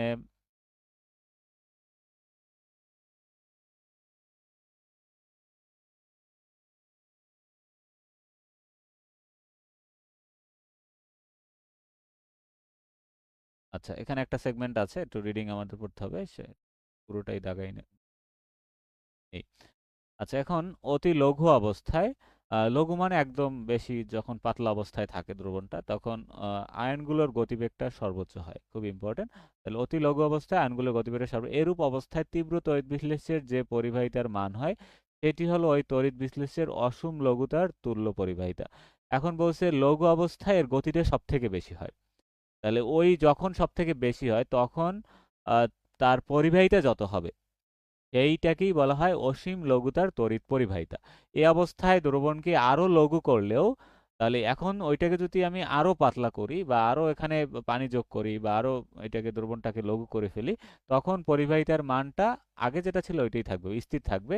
আর আর কোনো মান আর এখানে কোনো বাড়বে না, মানে সর্বোচ্চ একটা মান আছে ওর উপরে আর যাবে না আর কি, সেটা বলছে এখানে। এরূপ অবস্থায় এই যে এই যৌগগুলো হাইড্রোক্লোরিক অ্যাসিড, পটাশিয়াম ক্লোরাইড, এদের বেলায় এই জিনিসগুলো ঘটে। এই যে কাঁধের বেলায় এই যে সর্বোচ্চ আয়নগুলোর গতিবেগ সর্বোচ্চ হয় বা অসীম লঘুতায় তুল্য পরিবাহিতা থাকে কাঁধের। ঠিক আছে, তাহলে এভাবে কিন্তু এই এক্সাম্পলগুলো আমাদেরকে মনে রাখতে হবে। আচ্ছা, তারপর এখানে একটা লাইন আছে, অসীম লঘুতায় মৃদু তড়িৎ বিশ্লেষ্যের তুল্য পরিবাহিতা নির্ণয় করা যায় না, এই মনে রাখতে হবে। আচ্ছা, তার পরবর্তীতে আমরা দেখি তীব্র তড়িৎ বিশ্লেষ্যের ঘনমাত্রা হ্রাসের সাথে আপেক্ষিক পরিবাহিতা, জাস্ট হেডিংটা আমাদের মনে রাখতে হবে, ব্যাখ্যা করো আর পড়তে হবে না। কেউ চাইলে একবার রিডিং করে রাখতে পারেন, কিন্তু আমাদের জাস্ট হেডিংটা মনে রাখতে হবে। আচ্ছা, তারপর এখানে মৃদু তড়িৎ বিশ্লেষ্যের ঘনমাত্রা বৃদ্ধিতে আপেক্ষিক পরিবাহিতা বৃদ্ধি পায়, তাহলে পরীক্ষা এভাবে আসবে যে নিচের কোন যৌগের ঘনমাত্রা বৃদ্ধিতে আপেক্ষিক পরিবাহিতা বৃদ্ধি পায়। অপশনে অ্যাসিটিক অ্যাসিড দেখলেই আমরা এটা অ্যান্সার করব, মৃদু তড়িৎ বিশ্লেষ্য এটা। আচ্ছা, তারপর আমরা দেখি পরিবাহিতা নির্ণয়ে কোষ ধ্রুবক। পরিবাহিতা নির্ণয়ে দুইটি তড়িৎদ্বয়ের মধ্যবর্তী দূরত্ব এল এবং তার ক্ষেত্রফল এ এর অনুপাতকে কোষ ধ্রুবক বলে। তাহলে কোষ ধ্রুবক কাকে বলে? এল বাই এ। এল হলো কি মধ্যবর্তী দূরত্ব, আর এ হলো তড়িৎদ্বারের ক্ষেত্রফল। তাহলে এদের অনুপাতকেই কোষ ধ্রুবক বলা হয়। তাহলে এর একক হলো পার সেন্টিমিটার, আর এসআই পদ্ধতিতে হলো পার মিটার, মনে রাখতে হবে। আচ্ছা, তারপর মোলার পরিবাহিতার সূত্রকে, বইয়ের যে এমসিকিউ গুলো কিন্তু করে ফেলতে হবে। আচ্ছা, তারপর এখানে পরবর্তীতে এগুলো ম্যাথ, এগুলো দরকার নেই আমাদের জন্য। তারপর এখানে হুইলস্টোন ব্রিজ, তারপর কিভাবে পরিবাহিতা মাপে, তারপর এই যে সিজিএস পদ্ধতিতে পরিবাহী একক কি, এটা কিন্তু একটু আগে আমরা দেখিয়েছি। তারপর এখানে তুল্য ভর বের করা দেখাইছে, এসবের তুল্য ভর ইকুয়াল টু আণবিক ভর। আচ্ছা, তারপর এখানে যৌগের তুল্য ভর বের করছে জারক পদার্থ। আচ্ছা, এটা একটু আমরা দেখি এখানে কি বলছে। একযোজি ধনাত্মক আয়ন একযোজি ঋণাত্মক আয়ন দ্বারা সৃষ্ট লবণ বা তড়িৎ বিশ্লেষ্য যৌগের দ্রবণের তুল্য পরিবাহিতা এবং মোলার পরিবাহিতা সমান হয়, খুব ইম্পর্টেন্ট একটা কনসেপ্ট। একযোজি ধনাত্মক আয়ন, যেমন আমরা এখানে উদাহরণ দিছে যে এই যে sorry Na plus Cl minus যখন হয়, তারপর এখানে H প্লাস Cl HCl এর ক্ষেত্রে H প্লাস Cl মাইনাস হয়। এরা হলো একযোজি ধনাত্মক এবং একযোজি ঋণাত্মক আয়ন বিশিষ্ট যে লবণগুলো আছে বা তড়িৎ বিশ্লেষ্য যৌগের দ্রবণে তুল্য পরিবাহিতা এবং মোলার পরিবাহিতা সমান হয়। পরীক্ষা আসতে পারে যে কোন যৌগের তুল্য পরিবাহিতা এবং মোলার পরিবাহিতা সমান হয়, সেটা হলো এই যে এখানে এক্সাম্পল তিনটে আছে সেগুলো। আচ্ছা, তারপর এখানে এই সবের তুল্য ভর এবং আণবিক ভর সমান হয়। তাহলে যেহেতু এদের তুল্য ভর আর আণবিক ভর সমান, তাহলে আমরা লিখতে পারি যে এটা মোলার দ্রবণেও যতটুকু হবে নরমাল দ্রবণেও ঠিক ততটুকুই হবে। তাহলে যৌগের তুল্য ভর কিভাবে আমরা বের করার সূত্রটা হলো যৌগের আণবিক ভর ভাগ মোট ধনাত্মক আয়নের সংখ্যা, ধনাত্মক আয়ন সংখ্যার মোট চার সংখ্যা। আচ্ছা, তাহলে চার সংখ্যা দিয়ে আমাদের কি করতে হবে? ভাগ করতে হবে। আচ্ছা, তারপর এখানে জারক বা বিজারকের তুল্য ভর বের করতে হলে আমাদের আণবিক ভর গ্রহণ বা ত্যাগ করা মোট ইলেকট্রন সংখ্যা, মানে সে কয়টা ইলেকট্রন গ্রহণ করছে। এই যে পটাশিয়াম পারম্যাঙ্গনেটের ক্ষেত্রে এই যে ম্যাঙ্গানেট আয়নটা সে 5টি ইলেকট্রন গ্রহণ করে, এই জন্য আণবিক ভরকে 5 দ্বারা ভাগ করতে হবে। আচ্ছা, তাহলে এভাবে করে এই যে তুল্য ভরগুলো আমরা চাইলে একবার দেখে নিই। বিশেষ করে এখানে সূত্রটাই বেশি ইম্পর্টেন্ট, যে জারক বিজারকের তুল্য ভর নির্ণয় করার জন্য কি দ্বারা ভাগ করতে হয়, বা এখানে গ্রহণ কতটি ইলেকট্রন সে গ্রহণ করেছে বা ত্যাগ করেছে সেই সংখ্যাটা। আর যৌগের ক্ষেত্রে এখানে আমাদের চার্জ সংখ্যা দিয়ে ভাগ করতে হবে, সে চার্জ কত হয়, 2 প্লাস নাকি 3 প্লাস, এগুলো দিয়ে ভাগ করতে হবে। আচ্ছা, তারপর এখানে পরিবাহিতার ব্যাখ্যা, এখানে পর একটা ছক দেওয়া আছে সবল, দুর্বল এবং তড়িৎ বিশ্লেষ্য। এই যে এটা কিন্তু ওই যে বইয়ের শুরুতে কিন্তু মানে একসাথে করে ছক দেওয়া ছিল না, ওখানে অল্প কয়েকটা এক্সাম্পল ছিল, এখানে আরো বিস্তারিত দেওয়া আছে। তাহলে আমরা এখান থেকেই পড়ে ফেলবো। এই যে তাহলে এগুলো কিন্তু খুব ইম্পর্টেন্ট। যে পানি, একটু আগে আমরা এমসিকিউতে দেখলাম পানি হলো তড়িৎ অবিশ্লেষ্য পদার্থ। এছাড়া সুক্রোজ, ইথাইল অ্যালকোহল, এই ধরনের জিনিসগুলো হলো কি তড়িৎ অবিশ্লেষ্য পদার্থ। আর সবল হলো এই যে এই জিনিসগুলা বিভিন্ন আয়নিক যৌগ, লবণ, তারপর অ্যাসিড এবং ক্ষার দ্রবণ, এরা হলো সবল তড়িৎ বিশ্লেষ্য। দুর্বল তড়িৎ বিশ্লেষ্য হলো এই যে এই তিনটা আমরা মনে রাখবো এভাবে। এই ছকটা কিন্তু খুব ইম্পর্টেন্ট, এখান থেকে কিন্তু পরীক্ষায় প্রশ্ন আসে, খুবই খুবই ইম্পর্টেন্ট, এটা পড়তে হবে। তারপর আমরা যদি পরবর্তী সেগমেন্টে চলে যাই, এখানে আমরা বিভিন্ন পদ মানে তড়িৎ কাকে বলে, যে আমরা শুরুতেই বলেছিলাম যে ইলেকট্রনের প্রবাহকে তড়িৎ বলা হয়, এর একক কি কুলম্ব, একে সি দ্বারা প্রকাশ করা হয়। তড়িৎ প্রবাহের একক হলো অ্যাম্পিয়ার, এর মাত্রার প্রতীক হলো আই। তারপর তড়িৎ চার্জ, এর একক হলো আমরা কিউ দ্বারা প্রকাশ করতে পারি, চার্জের প্রতীক কিউ। আর তড়িৎ চার্জ এর একক আমরা কুলম্ব। আর তড়িৎ প্রবাহ ইন্টু সময়। তাহলে এটা কিন্তু পরীক্ষা আসে যে তড়িৎ চার্জের সূত্রটা কি, তড়িৎ প্রবাহের সাথে সময়ের গুণফল কি বলা হয় তড়িৎ চার্জ। তাহলে চার্জ ইকুয়াল টু আই মানে প্রবাহ, আর এখানে টি সময়, সময়টা নিতে হবে সেকেন্ডে, আর প্রবাহটা থাকবে অ্যাম্পিয়ারে। দুইটা গুণ দিলে যেটা মান পাবো সেটাই হলো তড়িৎ চার্জ।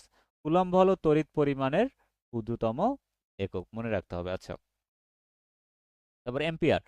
আচ্ছা, এখন এখানে সংজ্ঞাটা একবার পড়তে পারি আমরা, যে কোনো সুপরিবাহীর মধ্যে, সুপরিবাহী যার ভিতর থেকে বিদ্যুৎ ভালো পরিবহন হবে বা বেশি পরিবহন হবে, 1 এম্পিয়ার তড়িৎ প্রবাহ 1 সেকেন্ড সময় ধরে চললে যে ইলেকট্রনের যে পরিমাণ ইলেকট্রন চার্জ প্রবাহিত হয়, মানে 1 এম্পিয়ার তড়িৎ প্রবাহ বা বিদ্যুতিক প্রবাহ 1 সেকেন্ড ধরে চললে যে পরিমাণ ইলেকট্রন পাস হবে ওই সময়ে 1 সেকেন্ডে, সেটাকেই বলা হবে তড়িৎ চার্জ, সুপরিবাহীর তড়িৎ চার্জ। তাহলে তড়িৎ চার্জে এসআই একক কি কুলাম, মনে রাখতে হবে আমাদের, কিন্তু এগুলো কিন্তু পরীক্ষা আসবে। তারপর অ্যাম্পিয়ার, অ্যাম্পিয়ারের একক হলো এটা কি, 1 সেকেন্ড সময়ে যত কুলাম তড়িৎ চার্জ প্রবাহিত হয় তাকে বলা হয় অ্যাম্পিয়ার। অ্যাম্পিয়ারকে আই দ্বারা প্রকাশ করা হয়, এর একক হলো কুলাম পার সেকেন্ড, মনে রাখতে হবে। আচ্ছা, আবার কুলাম, কোনো পরিবাহীর মধ্যে 1 সেকেন্ড যাবৎ 1 এম্পিয়ার তড়িৎ, একটার সাথে একটা কিন্তু এটা রিলেটেড। প্রথমে বলছে 1 এম্পিয়ার সাথে 1 সেকেন্ড সময় ধরে বিদ্যুৎ প্রবাহিত, তাকে চার্জ বলে। আবার এখানে বলছে 1 সেকেন্ডে যত কুলম্ব তড়িৎ চার্জ প্রবাহিত হয় তাকে বলা হয় অ্যাম্পিয়ার। আর এখানে বলছে 1 সেকেন্ডে 1 এম্পিয়ার তড়িৎ প্রবাহের ফলে তার মোট চার্জের পরিমাণকে 1 কুলম্ব তড়িৎ প্রবাহ বলে। এটা কিন্তু ইম্পর্টেন্ট। আচ্ছা, তাহলে 1 কুলম্ব ইকুয়াল টু আমরা বলতে পারি 1 এম্পিয়ার ইন্টু 1 সেকেন্ড, মানে 1 সেকেন্ডে সে 1 এম্পিয়ার বিদ্যুৎ প্রবাহ করলে এই দুইটা গুণ দিলে সেটাকেই বলা হবে 1 কুলম্ব। আচ্ছা, তাহলে কুলম্ব এবং এম্পিয়ারের সম্পর্ক Q equal to C into E, coulomb equal to ampere into সময়, এটা মনে রাখতে হবে। অ্যাম্পিয়ার এখানে কেন, এই যে হ্যাঁ, এই যে কুলম্ব অ্যাম্পিয়ার তড়িৎ প্রবাহ, টি সেকেন্ড ধরে চালনা করা হলো, তড়িতের পরিমাণ হলো কিউ, তাহলে Q equal to C into E, মনে রাখতে হবে। আচ্ছা, তারপর তড়িৎ পরিবাহের ক্ষুদ্রতম একক হলো, খুব ইম্পর্টেন্ট, তড়িৎ পরিমাণের ক্ষুদ্রতম একক কি কুলম্ব, এর বৃহত্তম একক হলো ফ্যারাড, মনে রাখতে হবে। ক্ষুদ্রতম হলো কুলম্ব, বৃহত্তম হলো ফ্যারাডে। তারপর 1 ফ্যারাডে, এটা কিন্তু খুব ইম্পর্টেন্ট, পরীক্ষা আসছে। 1 ফ্যারাডে সমান কত তড়িৎ চার্জ, এটা হলো 96,500। 1 ফ্যারাডে সমান 96,500 কুলম্ব তড়িৎ চার্জ, মনে রাখতে হবে। 1 মোল পরিমাণ ইলেকট্রনের চার্জকে 96,500 কুলম্ব ধরা হয়, মনে রাখতে হবে।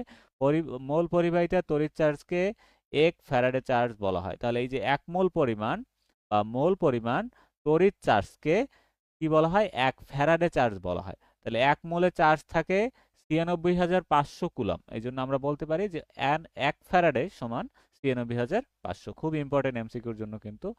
তাহলে যেগুলো এখানে হাইলাইট করা আছে এগুলো আমাদের পড়ে ফেলতে হবে। তড়িৎ বিভব বা ইলেকট্রিক পোটেনশিয়াল।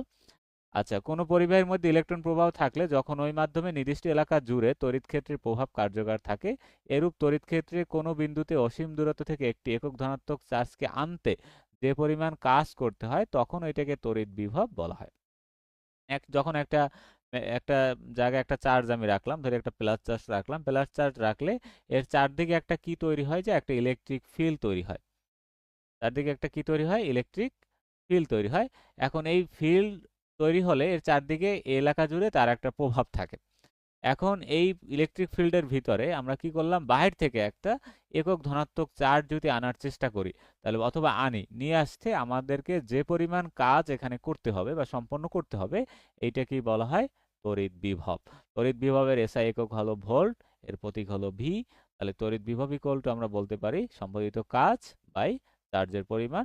তাহলে এখানে জুল পার কুলম্ব, এভাবে আমরা এককটা প্রকাশ করতে পারি। এগুলো আমাদের একক সঙ্গে পাবে। আচ্ছা, তারপর এখানে আছে ফ্যারাডের তড়িৎ বিশ্লেষণের প্রথম সূত্র। আচ্ছা, তড়িৎ বিশ্লেষণ কাদের বলে আসলে, এটা আমাদের একটু জানতে হবে, বেসিক্স ক্লিয়ার করতে হবে আগে। তড়িৎ বিশ্লেষের মধ্যে দিয়ে তড়িৎ চলাচলকালে আয়নদ্বয়ের জারণ বিজারণ ঘটে। তড়িৎ বিশ্লেষ্য যৌগটি উপাদানে বিশ্লেষিত হয়। এরূপ পরিবর্তনকে তড়িৎ বিশ্লেষণ বলে। আচ্ছা, মানে এটা ভেঙে যায়, তড়িৎ বিশ্লেষী পদার্থটা আছে, এরা ভিতরে আয়ন হয়ে যায়, আয়ন হয়ে এখানে জারণ বিজারণ ঘটে আর কি, ইলেকট্রন আদান প্রদানের মাধ্যমে আয়ন হয়ে যায়। আচ্ছা, আচ্ছা, তারপর আয়ন দ্বয়ের তড়িৎ জারণ বিজারণ ঘটে এবং যৌগটি বিশ্লেষিত হবে এবং তাকে তড়িৎ বিশ্লেষ্য বা ইলেকট্রোলাইট বলে। তড়িৎ বিশ্লেষের বিয়োজন বিভব, এখান থেকে আমরা সংজ্ঞাটা পড়ব।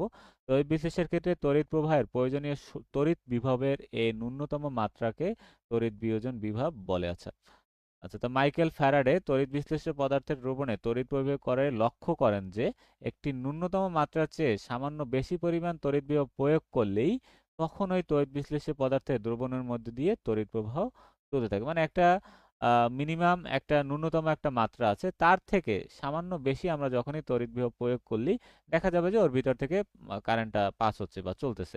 তাহলে ওই যে ন্যূনতম পরিমাণ, এই ন্যূনতম পরিমাণটি কি বলা হয়? বিয়োজন বিভব। মনে রাখতে হবে। তারপর ফ্যারাডের প্রথম সূত্র, আমাদের সূত্রটা অনেক সময় পরীক্ষা আসে, নিচের কোনটি ফ্যারাডের সূত্রের রূপ? নিচের কোনটি এভাবে আসে। তাহলে তড়িৎ বিশ্লেষণের সময় কোনো তড়িৎ দ্বারে সংঘটিত রাসায়নিক বিক্রিয়ার পরিমাণ, অর্থাৎ কোনো তড়িৎ দ্বারে সঞ্চিত বা দ্রবীভূত পদার্থের পরিমাণ প্রবাহিত বিদ্যুৎ পরিমাণের বিদ্যুতের সমানুপাতিক। কি বলছে সংক্ষেপে আমরা বোঝার ট্রাই করি, যে একটা তড়িৎ দ্বারে যখন এখানে অ্যানোড ক্যাথোড থাকবে,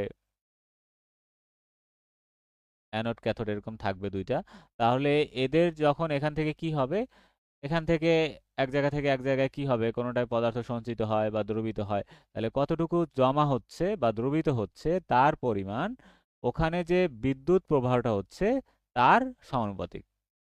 সোজা কথা, যে এখানে যতটুকু দ্রবীভূত বা সঞ্চিত হবে, মানে দ্রবীভূত বা সঞ্চিত হলে তার ততটুকুই এখানে বিদ্যুৎ পরিবহন হবে, একটা একটা সমানুপাতিক। বিদ্যুৎ পরিবহন বাড়লে সঞ্চিত বা দ্রবীভূত পদার্থের পরিমাণও বাড়তে থাকবে, ক্ষয় বেশি হবে বা জমা বেশি হবে বা দ্রবীভূত বেশি হবে, এভাবে।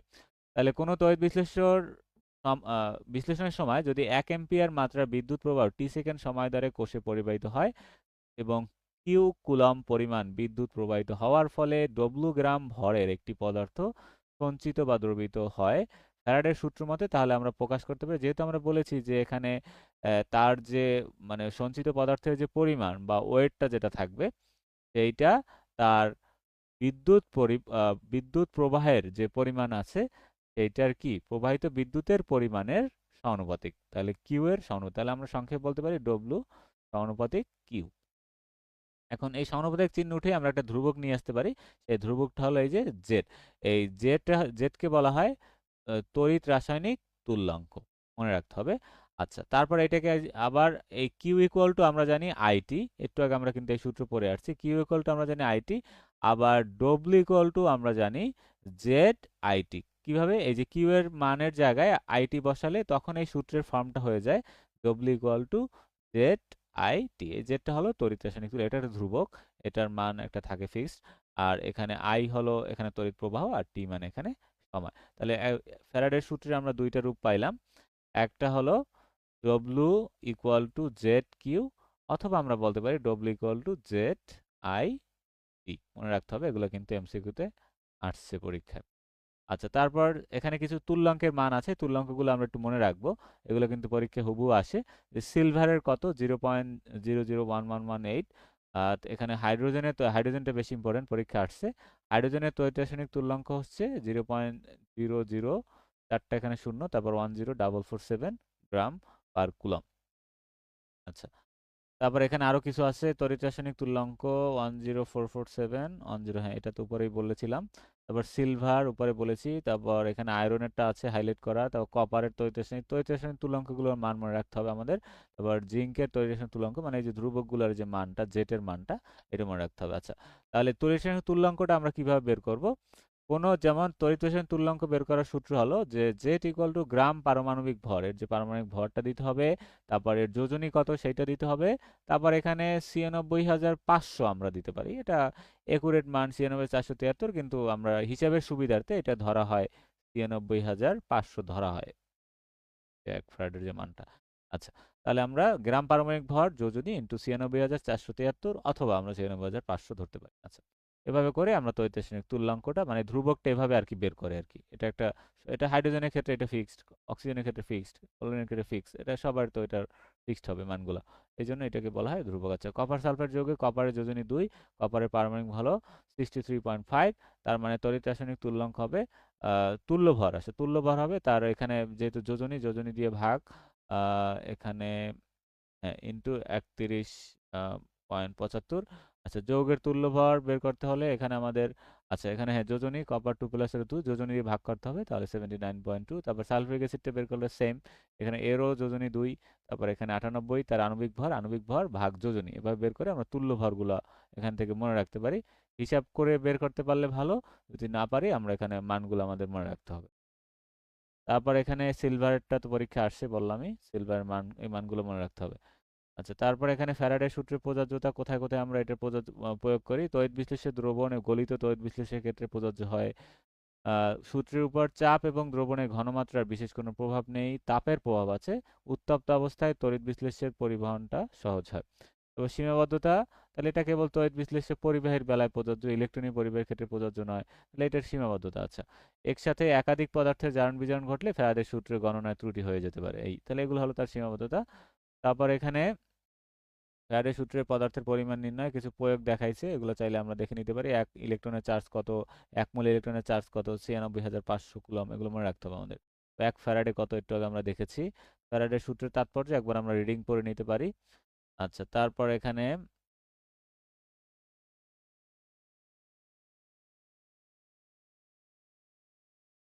হ্যাঁ এখানে ক্যাটায়ন আয়ন গ্রহণ করে তড়িৎ চার্জে দেখি আমরা একটু এই যে হাইলাইট করা পয়েন্টটা, তড়িৎ বিশ্লেষণের সময় আয়নিক যৌগের গঠনের বিপরীত প্রক্রিয়া। আচ্ছা, তড়িৎ বিশ্লেষণের সময় আয়নিক যৌগ গঠনের বিপরীত প্রক্রিয়া সম্পন্ন হয়, অর্থাৎ ক্যাথোডে ক্যাটায়ন প্রয়োজনীয় সংখ্যক ইলেকট্রন গ্রহণ করে আধান বা চার্জহীন পরমাণুতে পরিণত হয়। যে ক্যাথোডে ক্যাটায়ন সে কি করে, ইলেকট্রন গ্রহণ করে, সে আধান বা চার্জবিহীন পরমাণুতে পরিণত হয়। এই যে এখানে এই একটা ইলেকট্রন গ্রহণ করে সোডিয়াম Na, এটা নিরপেক্ষ বা চার্জবিহীন পরমাণুতে পরিণত হয়েছে। আর অ্যানোডে কি করে, অ্যানোডে অ্যানায়ন প্রয়োজনীয় সংখ্যক ইলেকট্রন ত্যাগ করে আধানবিহীন পরমাণুতে পরিণত হয়। এটা কখন হবে? এটা হবে তড়িৎ বিশ্লেষণের সময়। এটা কিন্তু বলছে কি তড়িৎ বিশ্লেষণের সময় আয়নিক যৌগ গঠনের বিপরীত প্রক্রিয়া। আয়নিক যৌগ গঠনের সময় বিপরীত প্রক্রিয়া কেন বললো আসলে? আয়নিক যৌগের ক্ষেত্রে কি হয় আসলে, সোডিয়াম ক্লোরাইড প্রথমে থাকে, তারপর এখান থেকে একটা সে ইলেকট্রন ত্যাগ করে Na+, ক্লোরিন একটা ইলেকট্রন গ্রহণ করে Cl-, তাহলে এখানে দুইটা আয়ন হয়ে তারা একে অপরের সাথে যুক্ত হয়ে এটা আয়নিক যৌগ গঠন করে। আচ্ছা, গেল এটা। কিন্তু তড়িৎ বিশ্লেষণের সময় এটা উল্টো হয়, তখন কি হয়, এই Na+ সে আবার একটা ইলেকট্রন গ্রহণ করে, Na+ সে ইলেকট্রন গ্রহণ করে আবার সে সোডিয়াম হয়ে যায়, এখানে নিরপেক্ষ বা চার্জবিহীন হয়ে যায়। আর Cl- সে একটা ইলেকট্রন ত্যাগ করে, সে নিরপেক্ষ বা এখানে ক্লোরিন গ্যাস এভাবে উৎপাদন করতে পারে। তাহলে এইটা হলো তড়িৎ বিশ্লেষণের সময় আয়নিক যৌগ গঠনের যে বিপরীত প্রক্রিয়া, এটা দ্বারা আসলে এই জিনিসটা বুঝিয়েছে। তারপর আমরা এখানে বাকিগুলো এখানে তেমন গুরুত্বপূর্ণ না, এগুলো থেকে আসে না। তারপর এখানে কিছু এক্সাম্পল দেখাইছে যে বিশ্লেষণের সময়, এই সেগমেন্টটা আমাদের একটু জানতে হবে। 9 নম্বর আছে, বিদ্যুৎ বিশ্লেষণকালে কোনো পদার্থের আয়ন থেকে এক মোল পদার্থ সঞ্চিত করতে প্রয়োজনীয় বিদ্যুতের পরিমাণ সেই পদার্থের ধনাত্মক আয়নের চার্জের সমান মোল ইলেকট্রন, যেমন 1, 2, 3 ইত্যাদি এর সমান হয়। তাহলে কি বলছে আবার একটু আমরা দেখি, বিদ্যুৎ বিশ্লেষণকালে কোনো পদার্থের আয়ন থেকে এক মোল পদার্থকে সঞ্চিত করতে, মানে এক মোল পদার্থ এখানে জমা করতে প্রয়োজনীয় বিদ্যুতের পরিমাণ, মানে জমা করতে যতটুকু আমাদের বিদ্যুৎ দরকার হবে সেই পদার্থের ধনাত্মক আয়নের চার্জের সমান মোল ইলেকট্রনের সমান। আচ্ছা, একটু আমরা এক্সাম্পল দিলে জিনিসটা ক্লিয়ার হবে। তো এই বিশ্লেষণ থেকে দেখা যায় যে ক্যাথোডে 1 মোল সিলভার, 1 মোল কপার, 1 মোল ক্রোমিয়াম সঞ্চিত হওয়ার কালে যথাক্রমে 96,500, 2 × 96,500, 3 × 96 বিদ্যুৎ প্রয়োজন হয়। এসব তথ্য, তাহলে এখানে এই যে 2, 3 এখানে এগুলো গুণ হলো কেন? কারণ এখানে ইলেকট্রন কার থেকে কয়টা এখান থেকে যাচ্ছে, ইলেকট্রন ত্যাগ হচ্ছে কতটা, এখানে মানে তার এখানে বিদ্যুৎ পরিবহনকালে তার চার্জ কত আছে, সোজা কথা। তাহলে এখানে চার্জের হিসাবটা কিন্তু আমাদেরকে এখানে কাউন্ট করতে হবে, মানে বিদ্যুৎ প্রয়োজন কতটুকু এটা বের করতে হলে। আচ্ছা, তাহলে আমরা দেখি এখানে সিলভারের ক্ষেত্রে আমরা দেখি সিলভার এখানে 1 মোল ছিল, সে চার্জ এখানে একটাই দেখা যাচ্ছে এখানে, তাহলে এখানে 1 মোল আর এখানে 1 মোল, তাহলে বিদ্যুৎ পরিমাণ হবে মাত্র 93,500 কুলম্ব। কিন্তু কপার 2 প্লাসের ক্ষেত্রে আমরা দেখতে পাচ্ছি যে এখানে 2 মোল, কিন্তু এখানে 2 ইলেকট্রন, সে কি করতে হবে, তার গ্রহণ করে কপারে পরিণত হতে হবে, 2টি ইলেকট্রন গ্রহণ করে, তাহলে এখানে কিন্তু তার বিদ্যুৎ পরিবহন হবে 2 ইন্টু 96,500, 2 ফ্যারাডে। তারপর এখানে ক্রোমিয়ামের ক্ষেত্রে হবে 3 ফ্যারাডে। তাহলে 1 মোল এক ধনাত্মক আয়নকে বিজারিত করতে কতটুক বিদ্যুৎ প্রয়োজন, 1 ফ্যারাডে। আর 1 মোল দ্বিধনাত্মক আয়নকে বিজারিত করতে 2 ফ্যারাডে। আর 1 মোল ত্রিধনাত্মক আয়নকে বিজারিত করতে 3 ফ্যারাডে, মানে তার 4 সংখ্যার সমান বিদ্যুৎ প্রয়োজন। এটি এখানে বলছে যে তার 4 সংখ্যার সমান। তাহলে এখানে তার এক ধনাত্মক, যেহেতু সে 1 ফ্যারাডে হল লাগবে, দ্বিধনাত্মক 2 ফ্যারাডে, ত্রিধনাত্মক 3 ফ্যারাডে। ফ্যারাডে না থাকলে আমরা যদি দেখি অপশন এরকম কোন আছে 3 ইন্টু 93,500, তখন আমরা ওইটাই অ্যান্সার হিসেবে। আশা করি আমি বুঝাতে পেরেছি। আচ্ছা, তারপর কপারের তুল্যভর, যেটা মনে রাখতে বলেছিলাম, এই যে তার যোজনীরে ভাগ করতে হবে তার আণবিক ভর। 1 মোল ইলেকট্রন মানে 1 ফ্যারাডে ইলেকট্রন, মনে রাখতে হবে। তারপর এখানে কিছু গাণিতিক সমস্যা আছে। কপার পরমাণুর সংখ্যা কত, সংখ্যাটা আমরা, কপারটা বেশি ইম্পর্টেন্ট, সংখ্যাটা আমরা এখান থেকে মুখস্থ করে ফেলবো। আচ্ছা, তারপরে এখানে 1 মোল ইলেকট্রন সমান কোনটি, যে একটা এমসিকিউ আছে, তাহলে आंसर হবে 1 ফ্যারাডে। আচ্ছা, তারপর এখানে আরো একটা এমসিকিউ আছে, এই যে 1 মোল,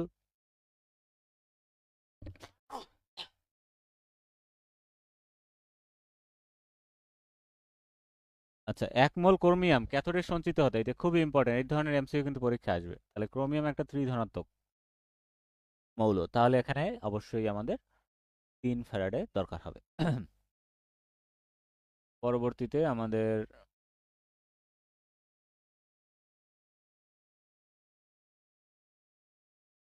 আচ্ছা তারপর কোনটির ভিত্তিতে জারিত হবে, এখানে কিছু শর্ত আছে, শর্তগুলো দেখা যেতে পারে, শর্তগুলো একবার পড়ে নেবেন। তারপর এখানে মোস্ট ইম্পর্টেন্ট আরো একটা এখানে গুরুত্বপূর্ণ পয়েন্ট, সেটা হলো তড়িৎ রাসায়নিক সারি।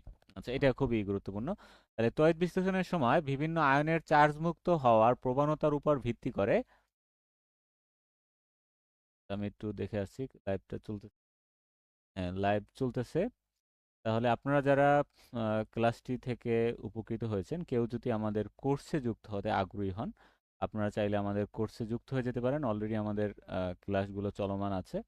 আমরা ভৌত রসায়নের 2য় পর্ব এবং এক্সাম আমরা রেগুলার নিচ্ছি। তাহলে আপনারা যারা একই সাথে স্কুল কলেজ উভয়ই কম্বিনেশন করে প্রস্তুতি নিতে চাচ্ছেন, অথবা স্কুল কলেজ আলাদাভাবে নিতে চাইলেও আপনাদের জন্য এই কোর্সটা জরুরি। এখানে আপনাদের একদম ফাউন্ডেশন ব্যাচ নাম থেকে আপনারা বুঝতে পারতেছেন যে এখানে আমরা মূলত আগে কিছু বেসিক বিল্ড আপ করবো। যাদের বেসিক ভালো আছে তো ভালো, তারা আরো উপকৃত হবে, তারা খুব দ্রুত, তাদের সময় কম লাগবে এমসিকিউ গুলা মানে করতে। আর যাদের একটু হয়তো ভুলে গিয়েছি, আমরা অনেক আগে পড়েছি এই জিনিসগুলো, বা অনেক আগে পড়ে আসছি, বা অনার্সের পড়ার ভিতরে এর আগের ছোটখাটো জিনিসগুলো হয়তো কিছু কিছু ভুলে, মানে ভুলে যেতেই পারি আমরা।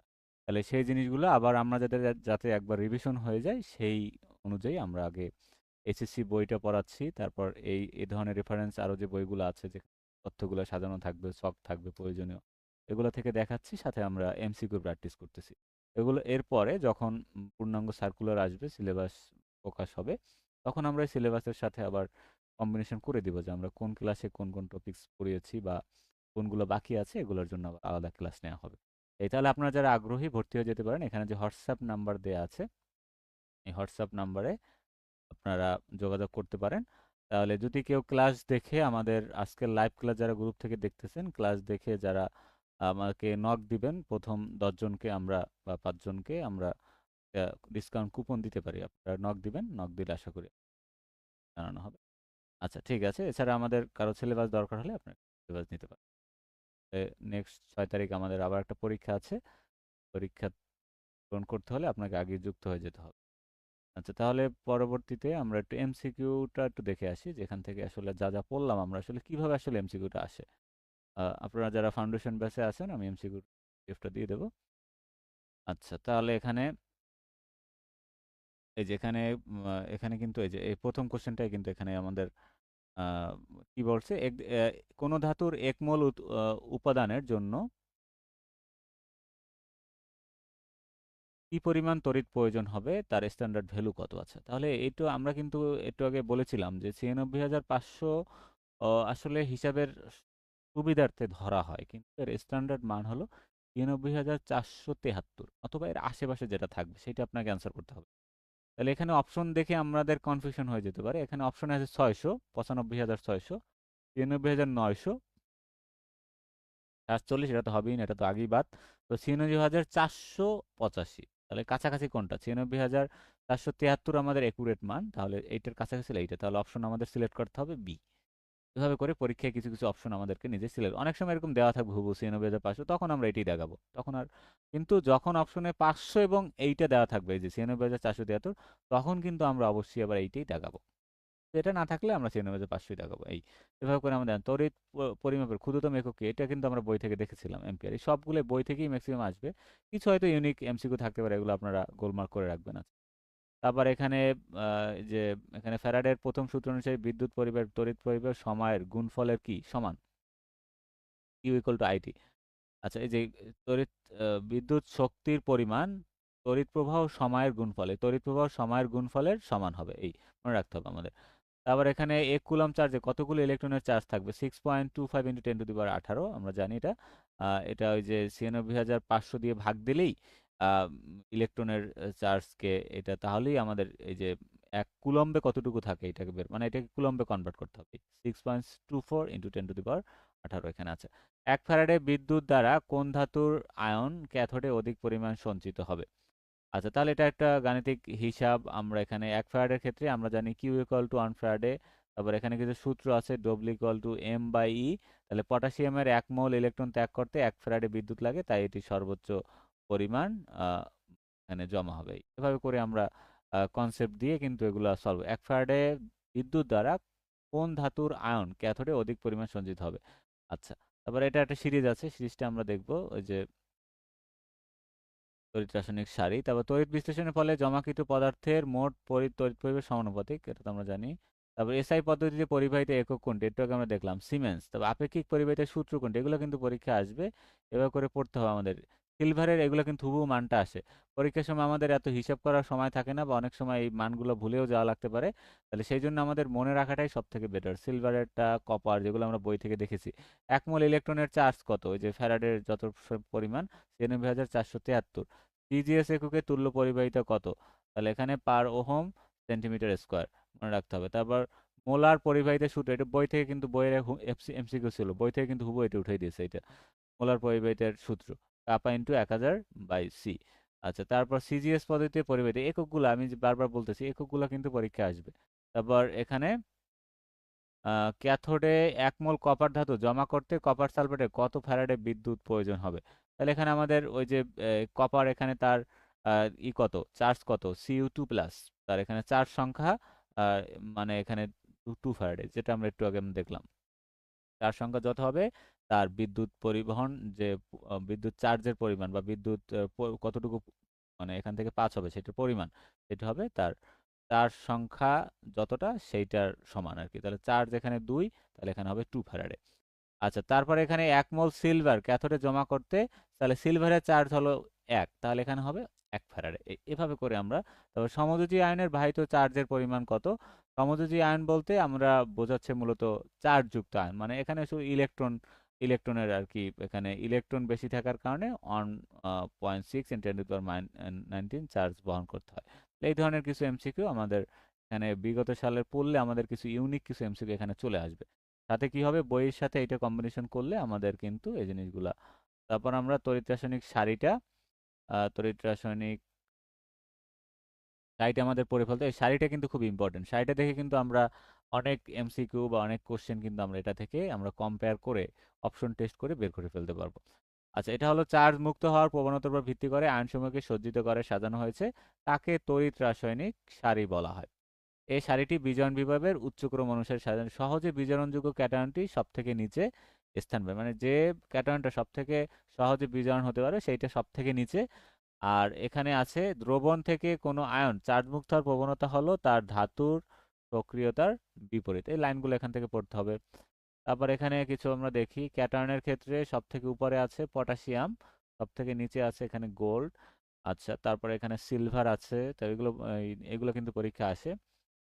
তারপর এখানে ক্যাথোডে চার্জ মুক্ত হওয়ার প্রবণতা নিচের দিকে ক্রমান্বয়ে বাড়ছে, মানে চার্জ মুক্ত হওয়ার প্রবণতা নিচের কোনটির বেশি?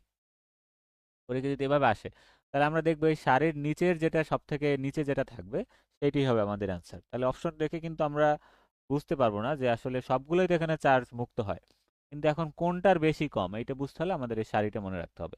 Potassium, calcium, sodium, magnesium, aluminium, zinc, iron. এখানে আছে টিন, তারপর লেড, তারপর প্রোটন আছে এস প্লাস বা এইচ থ্রিও প্লাস, কপার, সিলভার আর গোল্ড। এভাবে করে আমাদেরকে মনে রাখতে হবে। আচ্ছা, আর প্রত্যেকটা জারণ মানগুলো বা চার্জ, এখানে ক্যাটায়নের চার্জ, এগুলো মনে রাখলে আমরা কতটুকু বিদ্যুৎ পরিবহন হবে সেটা আমরা খুব ইজিলি বের করতে পারবো। আচ্ছা, ক্যাথোডে অর্ধবিক্রিয়া আছে। ক্যাথোডে যখন এদের অর্ধবিক্রিয়া হবে তখন ধাতুর সক্রিয়তা ক্রমান্বয়ে কমে। এই উপরের থেকে নিচে নামলে সক্রিয়তা কমে, মানে সক্রিয়তা সিরিজ যেহেতু উপরে যেটা আছে তার সক্রিয়তা বেশি, নিচে যেটা সক্রিয়তা কম, কিন্তু নিচেরটা আবার চার্জ মুক্ত হওয়ার প্রবণতা নিচের গুলার কিন্তু সব থেকে বেশি। আর অ্যানায়নের ক্ষেত্রে এগুলা চার্জ মুক্ত হওয়ার প্রবণতা নিচের দিকে বাড়ছে। তো এইভাবে আমাদেরকে পড়ে ফেলতে হবে। আরো একটা সিরিজ আছে এখানে বইয়ে, তড়িৎদ্বারের প্রকৃতি। আচ্ছা, তাহলে এইটা একটু আমরা দেখি। তড়িৎ কোষে ব্যবহৃত তড়িৎদ্বারের প্রকৃতি অনেক সময় তড়িৎ রাসায়নিক সারির অগ্রাধিকারের নিয়মের ব্যতিক্রম ঘটায়। ব্যতিক্রম কিন্তু পরীক্ষায় বেশি আসে। কি বলছে? তড়িৎদ্বারে ব্যবহৃত তড়িৎদ্বারের প্রকৃতি, তড়িৎ কোষে ব্যবহৃত তড়িৎদ্বারটার প্রকৃতি কিরকম হবে? অনেক সময় তড়িৎ রাসায়নিক সারির অগ্রাধিকার নিয়মের ব্যতিক্রম ঘটায়। যেমন সোডিয়াম ক্লোরাইডে জলীয় দ্রবণে দুটি ধনাত্মক আয়ন এস প্লাস এবং এন এ প্লাস থাকে। আচ্ছা, জলীয় দ্রবণ বলতে পানি, পানির ভিতরে কি থাকে? এস প্লাস থাকে ও এস মাইনাস থাকে। তাহলে একটা হলো এস প্লাস, আর এইটাকে ভাঙলে কি পাবো আমরা? N A plus, CL minus. তাহলে ক্যাটায়ন কি থাকে? ধনাত্মক চার্জ কোনটা? এটা এস প্লাস আর এন এ প্লাস। এবং প্লাটিনিয়াম তড়িৎদ্বারে ব্যবহৃত তড়িৎ বিশ্লেষণ ঘটালে ক্যাথোডে তড়িৎ রাসায়নিক সারির অগ্রাধিকার মতে এইচ প্লাস আয়ন চার্জমুক্ত হয়ে এইচ টু গ্যাস উৎপন্ন করে, কিন্তু ক্যাথোড রূপে পারদ ব্যবহৃত হলে তখন এইচ প্লাসের পরিবর্তে এন এ প্লাস আয়ন আগে চার্জমুক্ত হয়, কারণ এক্ষেত্রে এন এ প্লাস আয়ন পারদের সাথে মিশে গিয়ে পারদ সংকর তৈরি করে, ধাতুর অ্যামালগাম আমরা বলতে পারি। ফলে এন এ প্লাস আয়নের বিজারিত হওয়ার প্রবণতাটা বেড়ে যায়। তাহলে এখানে কিছু ব্যতিক্রম ঘটতে পারে, সেটা ডিপেন্ড করে যে এখানে আমরা কি নিচ্ছি এখানে তড়িৎ কোষে বা তড়িৎদ্বারের প্রকৃতির অনেক সময় তড়িৎ রাসায়নিক সারির অগ্রাধিকার নিয়মের ব্যতিক্রম ঘটায়। তো এটা মনে রাখতে হবে আমাদের। তাহলে তড়িৎদ্বারটার প্রকৃতির উপর কিন্তু এই সারির প্রভাব ফেলে অনেক সময়, এই প্রকৃতির উপর হয়ে গিয়ে এদের অগ্রাধিকার ক্রমের নিয়ম যেটা ওখানে আমরা পড়েছি, নিয়মের কিন্তু পার্থক্য হতে পারে। যেমন আমরা সোডিয়ামের ক্ষেত্রেই দেখলাম এখানে, যে এখানে প্লাটিনিয়ামের ক্ষেত্রে দেখলাম যে সারির অগ্রাধিকার মতে এস প্লাস আয়ন চার মুক্ত এস টু গ্যাস তৈরি হয়, কিন্তু যদি এইটার ক্ষেত্রে আবার পারদ ব্যবহার করা হয়, ক্যাথোড রূপে যদি পারদ ব্যবহার করা হয়, তখন আবার দেখা যায় যে এইচ প্লাসের থেকে সোডিয়ামটা আগে চার্জ মুক্ত হবে, কারণ তখন সে পারদের সাথে যুক্ত হওয়ার একটা তার প্রবণতা থাকবে এবং সে একটা পারদ সংকর গঠন করে ফেলবে। তাহলে এই সেগমেন্টটা আমাদের কিন্তু মনে রাখতে হবে। তারপর শিল্পক্ষেত্রে কোথায় কোথায় আমরা ব্যবহার করি, এটা খুবই ইম্পর্টেন্ট। ডাউন পদ্ধতিতে, কি পদ্ধতিতে? ডাউন পদ্ধতিতে গলিত সোডিয়াম ক্লোরাইড তড়িৎ বিশ্লেষণে সোডিয়াম ধাতু নিষ্কাশন করা হয়, খুবই ইম্পর্টেন্ট। সোডিয়াম ধাতু নিষ্কাশনে কোন পদ্ধতির ব্যবহার করা হয়? ডাউন পদ্ধতি। আবার ডাউন পদ্ধতিতে গলিত সোডিয়াম ক্লোরাইডের তড়িৎ বিশ্লেষণে সোডিয়াম ধাতু নিষ্কাশন করা হয়। আবার মার্কারি ক্যাথোড সেলে সোডিয়াম ক্লোরাইডের জলীয় দ্রবণে তড়িৎ বিশ্লেষণে কস্টিক সোডা, হাইড্রোজেন গ্যাস এবং ক্লোরিন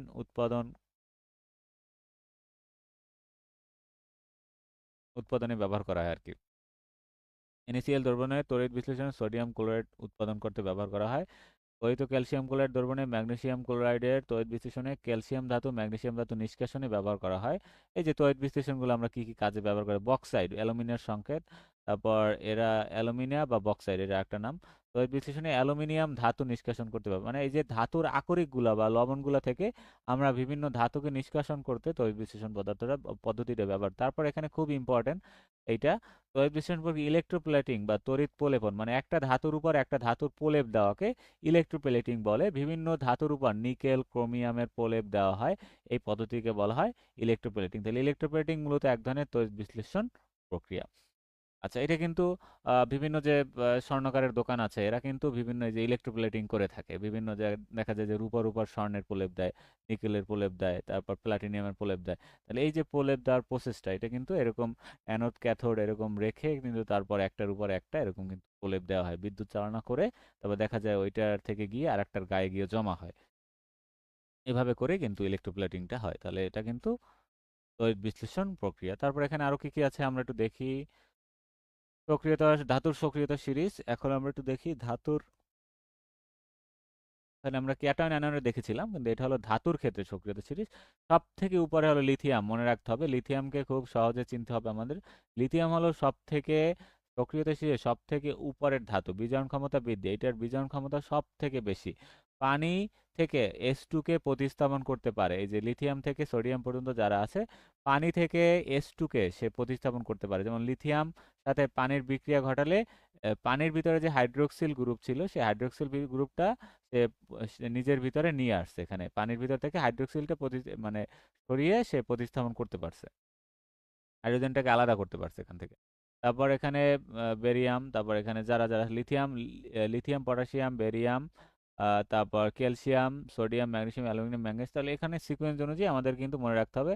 আর যেগুলো এখানে হাইলাইট করা আছে, এই যে সবগুলো কিন্তু আমাদেরকে পড়ে ফেলতে হবে। এখানে কোন পর্যন্ত কারা, এই যে স্টিম পাতন H2 দ্বারা প্রতিস্থাপন করতে পারে। তারপর এখানে অ্যাসিড HCl থেকে হাইড্রোজেনকে প্রতিস্থাপন করতে পারে। এই যে এখানে পুরোটা লিথিয়াম থেকে একবারে এই যে লেড পর্যন্ত। এরা আবার হাইড্রোক্লোরিক অ্যাসিড থেকে H2 কে প্রতিস্থাপন করতে পারে, এখান থেকে আলাদা করে ফেলতে পারে সে। তারপর এখানে H2 এর অবস্থানটা একটু আমাদেরকে ভালোভাবে খেয়াল করতে হবে, এর নিচে কারা আছে, এর উপরে কারা আছে। তাহলে লেড থেকে উপরের দিকে ধাতুগুলো হাইড্রোজেন থেকে অধিক সক্রিয়। এই লেড থেকে উপরের দিকে যে ধাতুগুলো গেছে, এরা হলো হাইড্রোজেন থেকে বেশি সক্রিয়। সব থেকে বেশি হলো তার ভিতরে লিথিয়াম।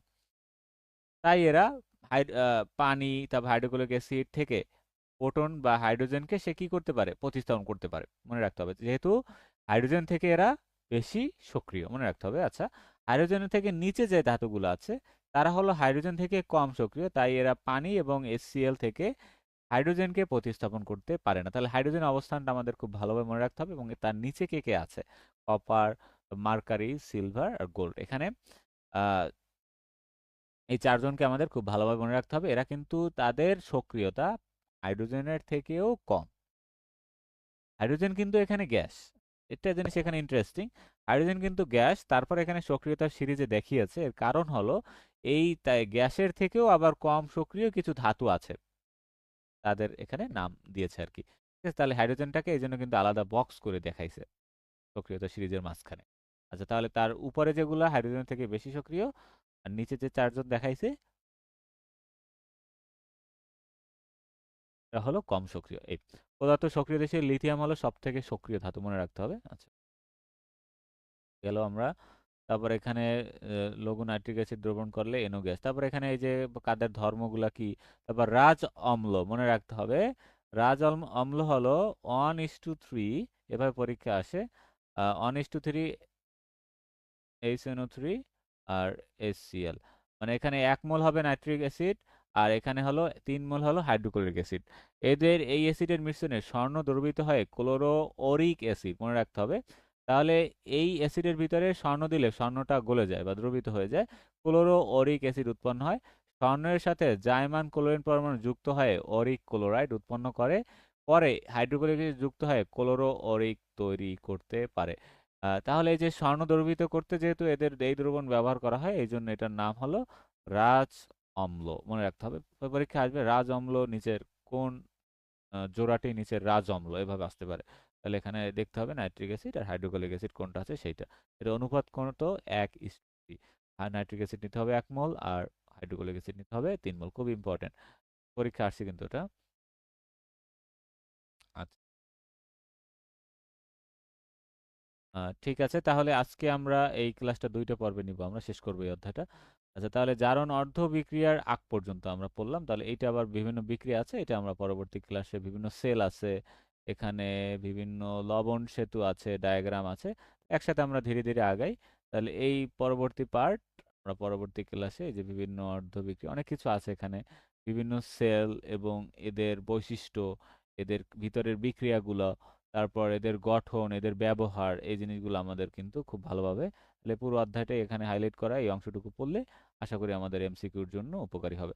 তাহলে আজকে আমরা যে যে টপিকস পড়লাম সেগুলো যদি আমরা একটু এমসিকিউ দেখি, তাহলে এখানে NaCl এর জলীয় দ্রবণের তড়িৎ বিশ্লেষণে কোনটি উৎপন্ন হয় না? কি বলছে? NaCl এর জলীয় দ্রবণের তড়িৎ বিশ্লেষণে নিচের কোনটি উৎপন্ন হয় না? তাহলে এখানে হবে সোডিয়াম। আচ্ছা, এটা একটু আমরা দেখি।